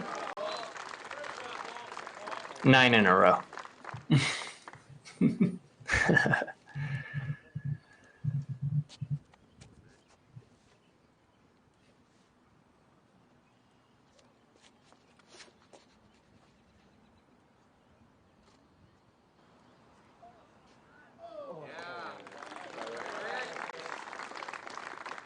Rick puts it close.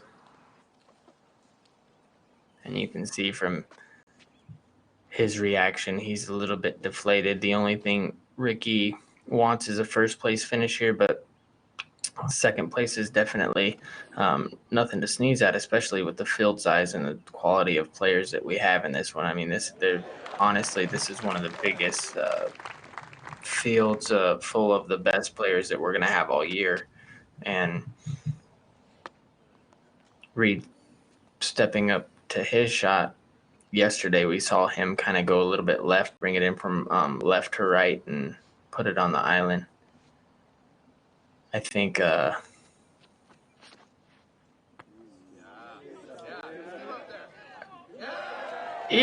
get what we want. Give us what we want, Reed.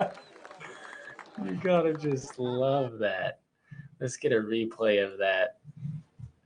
We've been asking for him to do it all week.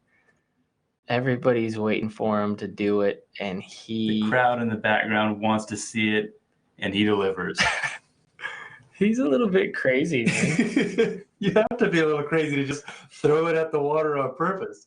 I just can't even believe somebody would do it. It's hilarious. It really is for him to, that's his comfortable shot. You know, he's closer than he was yesterday with just the straight air shot. But as we wind down this tournament, as they're walking down to the island green, all of them make it safe. And Paul Macbeth is going to reclaim a title that he's had before in the past. And he's going to be the Ledgestone Insurance Open champion. And we're seeing it, I think the main point is we're seeing it with this consistent play on these back nines for him to be just able to close out his rounds. Combined 4 missed holes for all 3 rounds on the back nine. I mean, that's incredible. It's an incredible these stat. holes are not that easy. And if you do that on any course, you're going to be able to pull away from whatever field you're playing.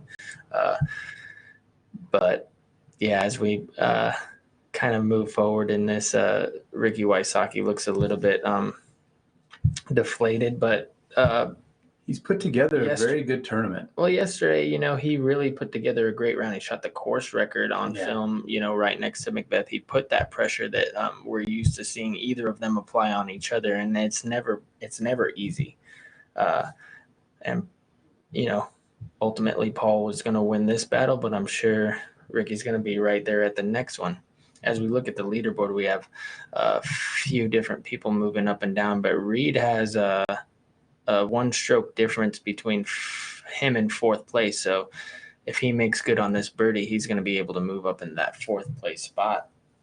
So we still have a lot of action going on as they move into their positions on this island green.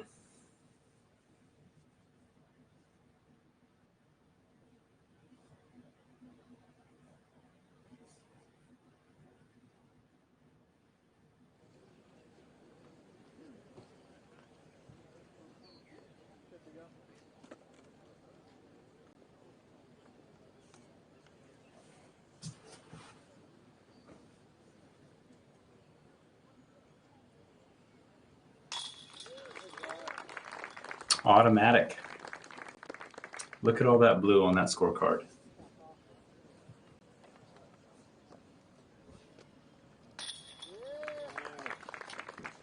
Rick puts in.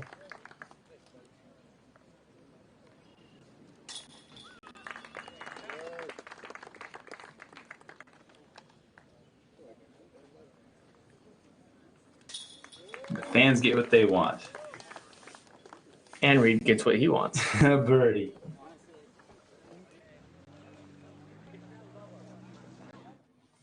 Hole preview, hole 18. We have out of bounds water on the left. This hole is extremely difficult, Paul. Low ceiling, they have to throw, we're probably going to see a couple rollers out of the gap here. Then we have low ceiling, which is going to really force the hand of these players. We've seen Reed go out wide left and then attack the green before. Maybe we'll see that again. Let's give the fans what they want, Reed. But I don't know what else we're going to really look for on this hole other than I hope to see some really great shots.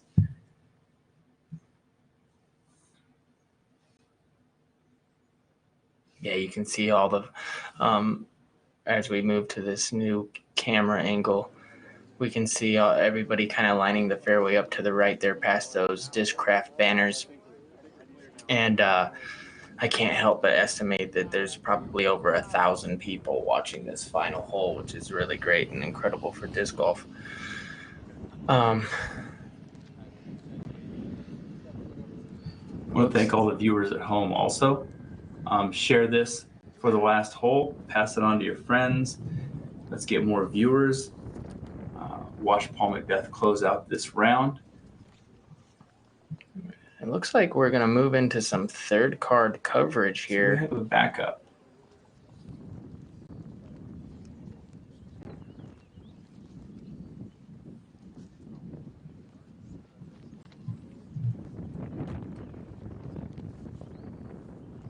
It looks like we have a competitor kind of lining up, possibly the big Anheuser.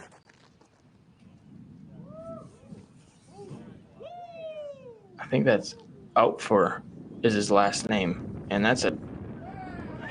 And they're happy with it. Like it. I mean, that's an aggressive play. I've mentioned his name on the leaderboard yesterday that I had never heard of him before, and here's Andrew Morweed going with the sidearm up the gut. And it's good to get these guys some camera time as they are working hard in this tournament as well to try to get the best finishes they possibly can. Crowd favorite AJ Risley. And I remember last year, AJ Risley threw one of the furthest rollers that this hole has probably ever seen. Let's see if he can do the same here.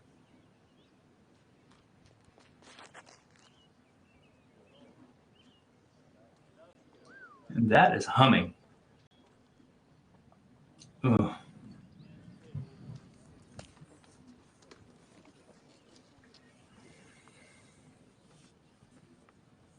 And here's Chandler Fry lining up this shot. He has a lot of power.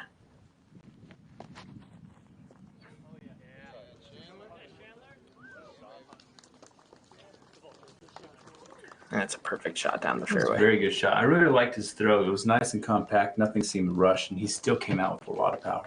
That's right. Let's go to commercial, and we'll see you guys here in a sec.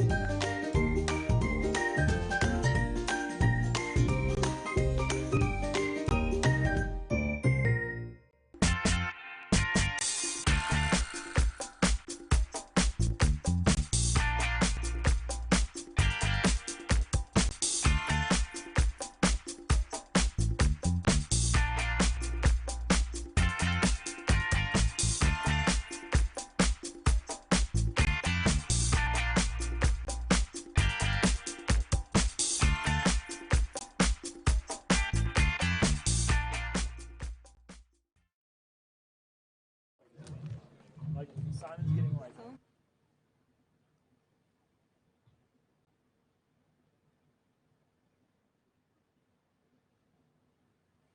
It looks like the competitor who just threw that shot is not happy with the result. Unfortunately, we don't have a catch cam right now, but just kind of judging by what just happened, I think he might have caught a branch and kind of kicked out of bounds or something as they're waiting for him to possibly, or no, we're probably waiting on Chandler Fry here, discussing the options that he has with his caddy.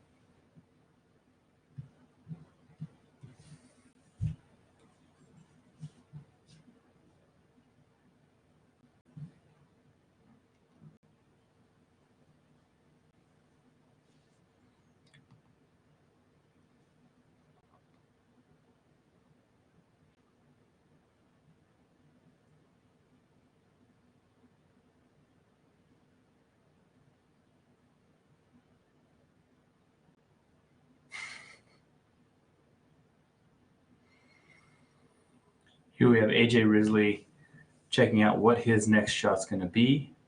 His caddy seems to have somewhat of a matching shirt, at least in how it is bright, pattern.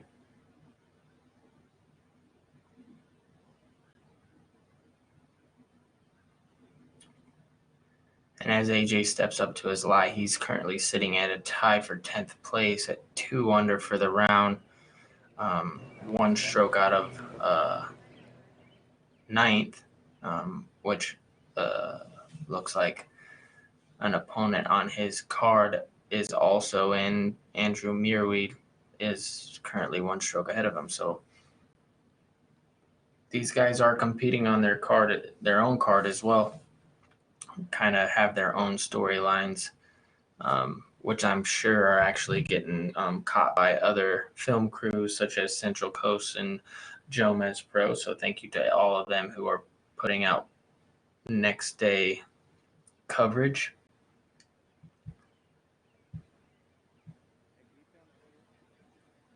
Let's watch his reaction. They're watching.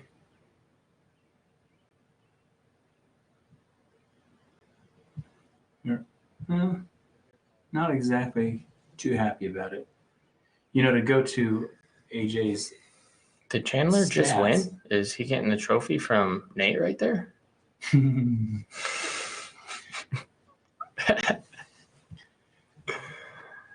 AJ has been 92% from circle 1 putting. That's a pretty good stat. 72% fairway hits. He's put together a fairly decent tournament for himself. It's good in all those low ceiling Columbia Brent Hamburg courses. Up over the gap, man. That's why they have the 2 meter rule still for him. That's the only person that it's even in danger for. Yeah. Except for Paul's putt. I haven't seen Paul's. Oh, Paul's putt. Yuli's putt. Yuli putted 2 meters on hole 8 at Brent Hamburg. Wide open hole. It's not, I have nothing even in the way. He flew off the basket and is stuck in the limb. Like, can we get to and it's like not even 2 meters from where he was. But it slopes down. And so it's stuck at eye level. So from the basket, it wasn't 2 meters from the ground. It was. Oh my God. It was literally impossible to get a 2 meters. He got He could put 2 meters on any hole. But it was literally impossible. No, he was second in the shot. And then this is what happened. What's the great thing about disc golf is everybody knows each other so well. They've got so many stories from the road and from playing tournament in, tournament out for the last dozen years almost. It's you're gonna have a lot of stories. Hey, at least they're talking about you, as they say, right? Here's Jeremy Cohen lining up what looks to be a roller. I'm guessing with a sidewinder, and I would pay $50 if he threw this 2 meters somehow. As he throws the roller, and this is going to be a pretty good result. He'll have excellent shot. Yeah, definitely an excellent shot to the right side of the fairway up high. He'll be able to throw what we all know as his strength is a sidearm approach into the green. Going from probably the tallest competitor out on tour to one that is not known for his great heights. Emerson Keith throws roller it's tracking down the fairway. And this is perfect. This is a really good shot. What a great shot. Excellent shot.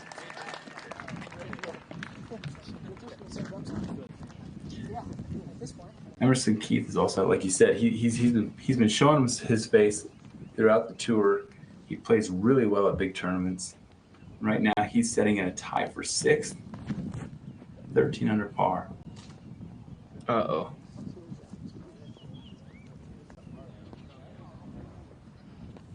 And it looked like that one, unless it caught a great break on those rocks or something, that one's going to unfortunately go out of bounds to the left side in the water. Here's Drew Gibson.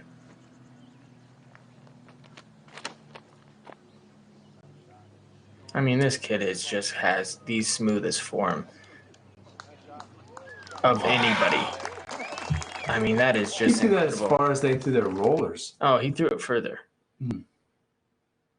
On a 3-step run-up, he just unleashes this thing. Unbelievable. Wow. That is such a great shot. Him coming off a recent Pro Tour victory himself over there at the Portland Open for really a career moment. He's been tracking at these tournaments for years and years. I traveled with him for 3 or 4 years, and the talent has always been there, but there's always been something lacking. And then it was nice to see him finally put all that together and win that tournament in that playoff against Eagle, and for him to be able to make a nice putt for the win and different things like that. Like, it's just nice to see all the different storylines unfolding this year with Garrett Gurthie on the same card, winning his first national tour of the year at the Masters Cup. Long overdue for him as well. Garrett always on the top of the leaderboard. So good to see success coming from all kinds of different areas.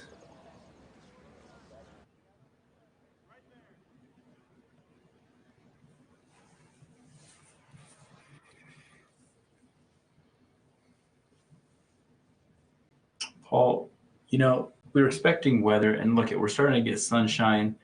It's turning out to be very beautiful out there. The fans get to not have 100 umbrellas in their way. They get a good view of the action as it's going down. What a great day to be out watching disc golf. Oh yeah, we definitely got lucky with the weather holding out and everything like that. As Garrett goes over to his line, I'm not sure if that was in bounds or not, but it looks like he's going to have to line up possibly a sidearm out over the water, or maybe backhand turnover. He's pretty far away, but Garrett, as a lot of you know, probably throws further than anybody on tour.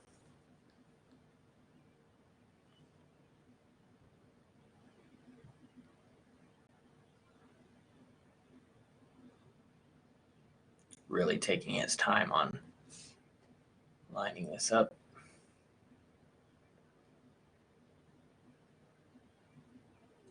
Wow, what a shot. An incredible shot. Yeah, that could be possibly to hold on to that 5th place finish, depending on what Reed does here. And here's Jeremy Colling with that massive roller up high, really making this shot optimal for his sidearm. Go in the hole.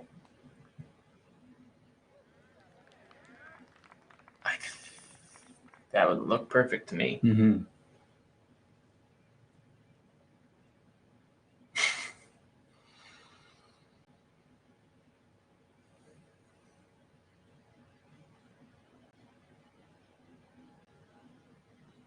Jeremy threw a great roller. Emerson threw a great roller, and we're still waiting to get to Drew Gibson's.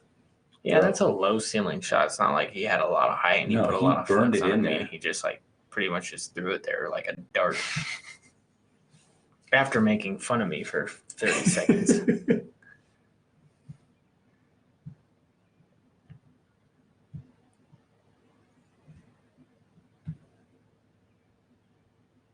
Emerson's lighting up the sidearm.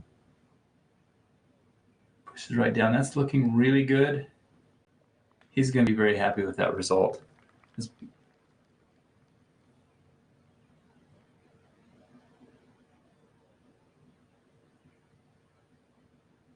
I want to thank our camera crew. They've been nailing the shots this week. We've had great coverage with the catch cam, great coverage with our throw cam. I want to thank all those guys for putting in all the work. They're walking just as far as all of our competitors and carrying all this equipment to make sure that you and I have the best view possible. Here we are with Drew Gibson throwing a sidearm. That looks good. Yeah.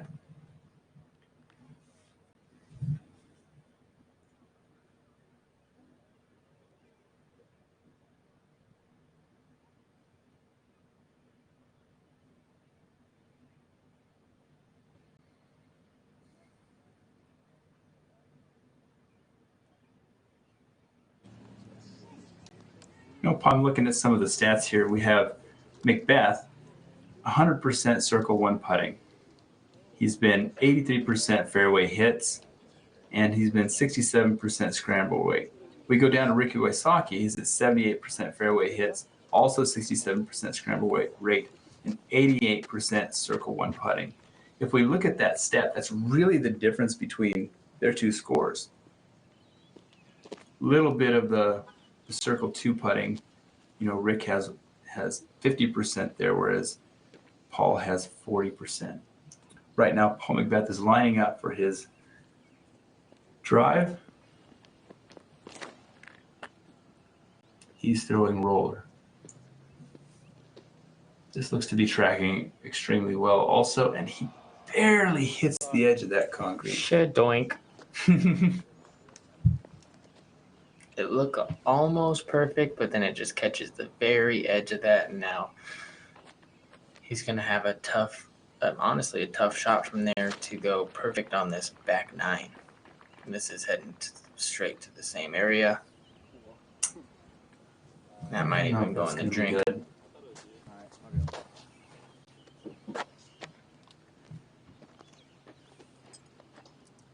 And Kevin going for the big Anheuser over the water. Side and roller. He just completely shanks it into a roller. And into the wall. And into the tree. Wall.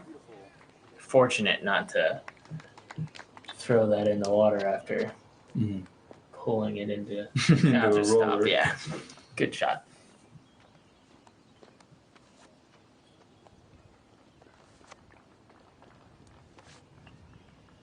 And Reed's been laying this kind of up with this soft shot so that he can throw the big hyzer. I don't know if that's got far enough for him to have that wide open hyzer, but an interesting play nonetheless from him.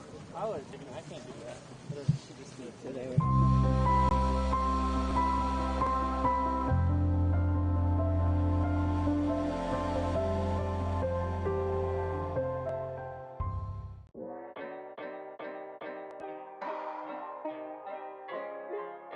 The Raptor was created for a specific shot, a specific distance, and especially comfort.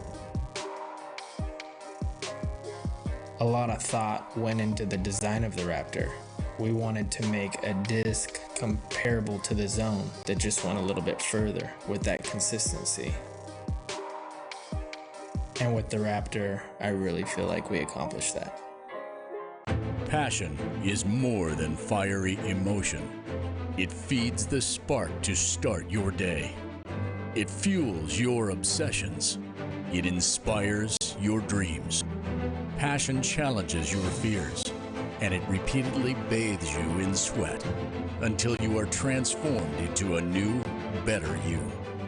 Disc golf isn't just your passion, it's ours too.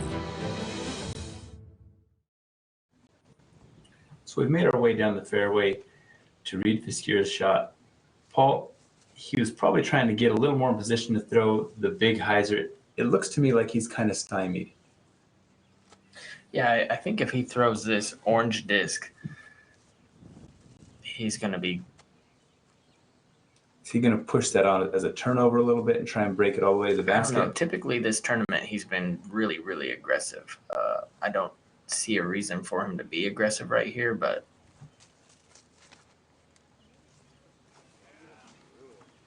that needs to beat that branch, and it should be fine.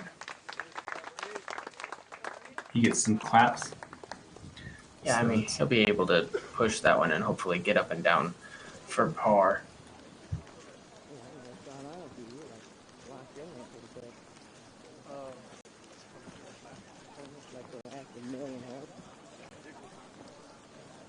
And if he can successfully get up and down, he'll then tie for 4th place with Garrett Girthy. So definitely a very important moment for him. Yeah, there's a lot on the line there. I mean, with different bonuses, points, different things like that for sure.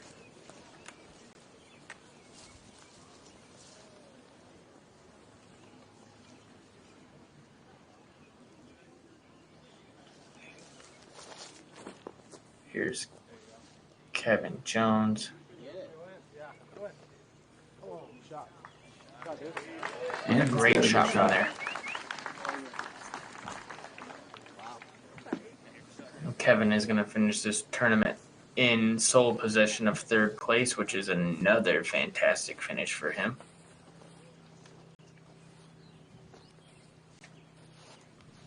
So Ricky's roller made its way to the water, so he'll be throwing from the water's edge. See if he can get up and down.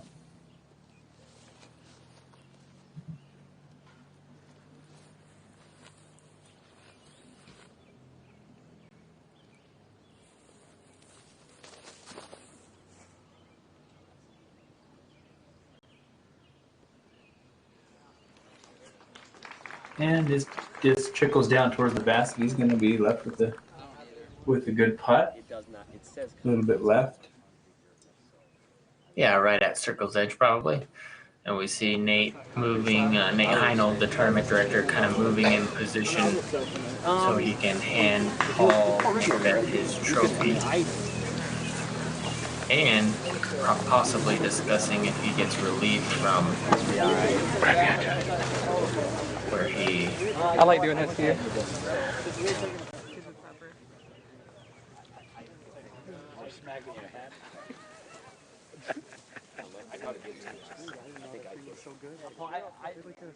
I just watched AJ do the same thing.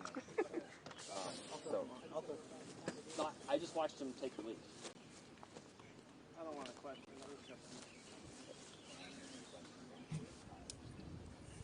So do you think he's going for the green on this? Yeah, absolutely.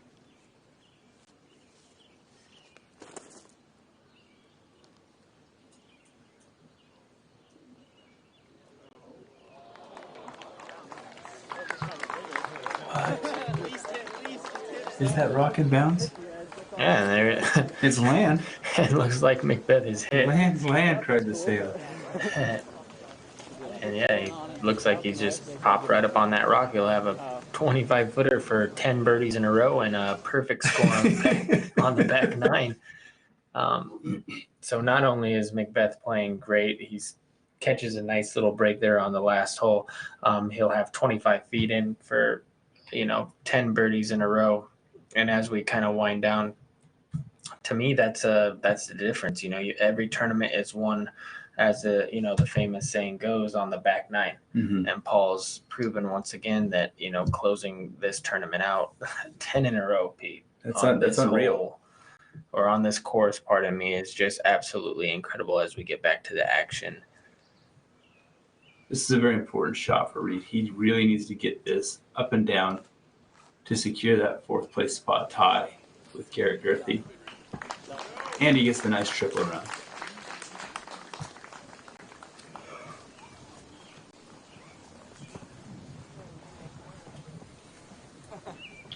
I wonder if he knows that he has to make that for that 4th place finish.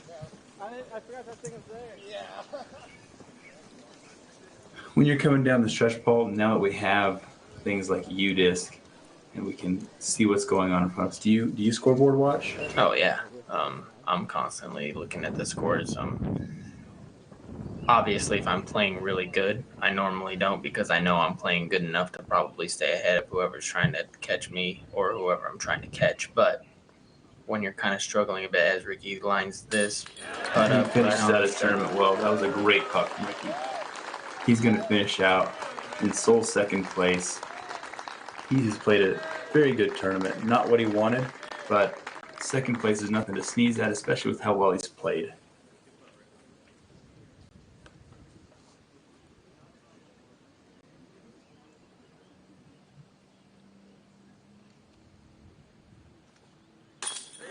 Kevin Jones.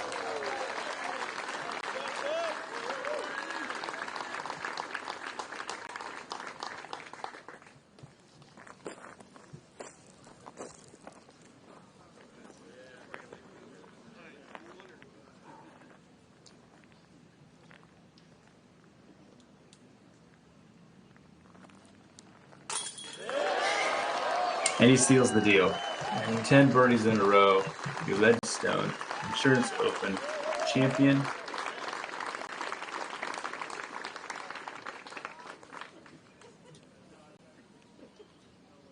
Here's Reed. And he secures his tie with Gary Gerthy.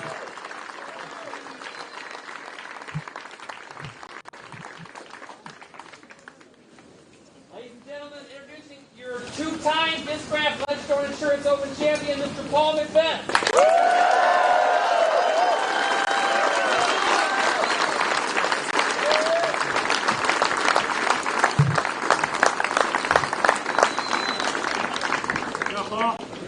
This is also your last chance for saying raffle tickets. They're available up there. We're giving away 18 baskets and a bunch of other great stuff here in about 5 minutes. So please go over there and buy a raffle ticket. Attaboy, Paul! Woo!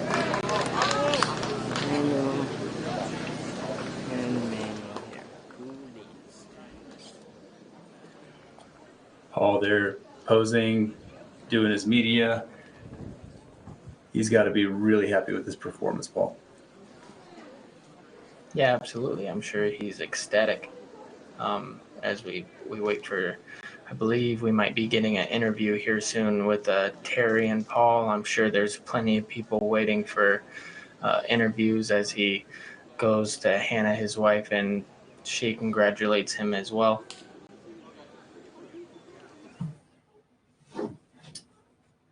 Well, Paul? Yeah, there's really not much else to say. I mean, Paul just showed you through that whole entire round that why he's the best player in the world, and great play from the other competitors as well. They were able to maintain a top 4 performance from that whole entire leader card. So even if there was another round, we would only saw one new face. And Kevin Jones made a nice little run in the beginning, but he was able to hold on to his 3rd place finish. Ricky, made a little run in the middle there, and he ends up coming up a bit short of McBeth. But I mean, 10 birdies in a row to finish that round is absolutely incredible, and that's going to win you a lot of tournaments if you can play back nines like that. Missing 4 total holes for 3 straight rounds is really incredible. And Paul finished that round at 11 down. Ricky Wysocki shot 8. Kevin Jones shot 9 down. He came alive also down the stretch. It's nothing. He did an incredible tournament. So, a lot of great play from the competitors, and that's probably going to take McBeth's average to probably right around 1075, 1080 average for the tournament. It's unreal play, which is just that speaks for itself. It's going to be hard to beat anywhere. Thank you to everybody. Thank you to Discraft. Nate Heinold, as you saw, tell people to come up. He does so much for so many different things. He's running raffles for people, giving away 18 baskets to donate some money to St. Jude. As we get a countdown for when we'll get to that interview with Terry and McBeth. But yeah, as I was saying, Nate just doing so many great things. Hey everyone, Terry Miller, the Disc Golf Guy, now joined with our 2-time champion here at the Ledgestone Insurance Open, Paul McBeth. Paul, how does that feel? Feels great. This is a good warm-up for Worlds, so hopefully we continue it.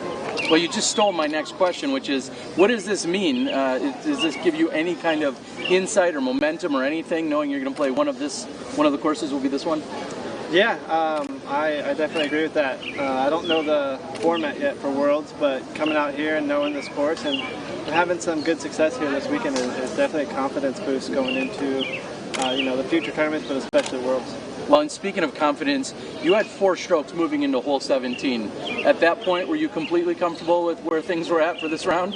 Yeah, no, I definitely did.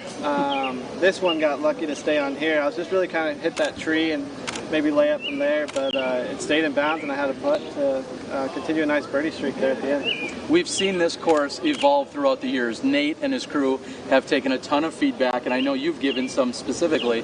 What does this course mean to you in terms of the competition? How does it play? Does it suit your game? What does it mean to you?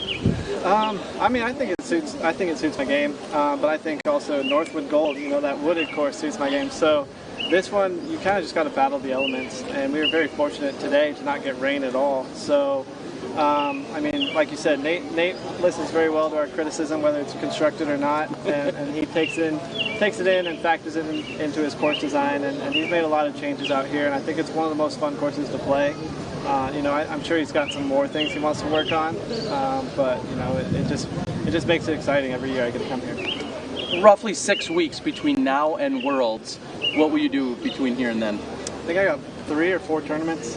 So 3 or 4 tournaments, trip to Europe, AM Worlds, all sorts of things. So it's a busy 6 weeks, but yeah, get to do some fun things, take a little vacation in there too. So, but yeah, just get ready for the majors. European Open, and still got another pro tour before this Worlds is back here. So. All right. Well, anything you'd like to say to all the live viewers that tuned in all weekend? Hopefully it was exciting. I know it was exciting here, and yeah, just keep watching, and see you guys in a few weeks. All right, well, this is Paul Macbeth. He's now the 2-time champion at the Ledgestone Insurance Open, presented by Discraft. Congratulations. Thanks, and we'll catch you guys next time. Thanks to the Yulis and everyone else that tuned in this week. We appreciate it. We love all the support. Thank you, and we'll see you guys next time. Yeah, and it was entertaining, Paul, especially with that finish that he has down the stretch. And, I can't help but touch base on, what they were discussing with Worlds being there in 6 weeks, Pete, and him gaining all of that confidence on this course. Heading in there, it can't not help his, his mental state going into that tournament. And not only that tournament, like he said, he has maybe 3 tournaments lined up before then, including a major championship in Europe. And he just has a lot of momentum right now going on his side, and it's really fun to watch. And he almost lulls you to sleep a little bit right there. He did something incredible with those 10 in a row. I keep saying 10 in a row, but it's mind-boggling that he makes it a very hard so closing stretch. Yeah, and so congratulations to him. Congratulations to the other members of the card that we got to spectate and commentate on. And thank you to, obviously, the film crew. Thank you to Johnny V in the studio. Thank you to Terry Miller for that awesome interview, and Nate Heinold, and all the volunteers, the fans, all the crews, all the comments. We really appreciate it, and we're going to get better and hopefully see you guys at the next Pro Tour stop. And thank you guys for your support. Thanks to PDJ. Thank the Disc Golf Pro Tour. I'm Pete Uliberry. This is Paul Uliberry, my brother. It's good visiting with you and getting to talk disc golf. We'll see you guys next time. Later.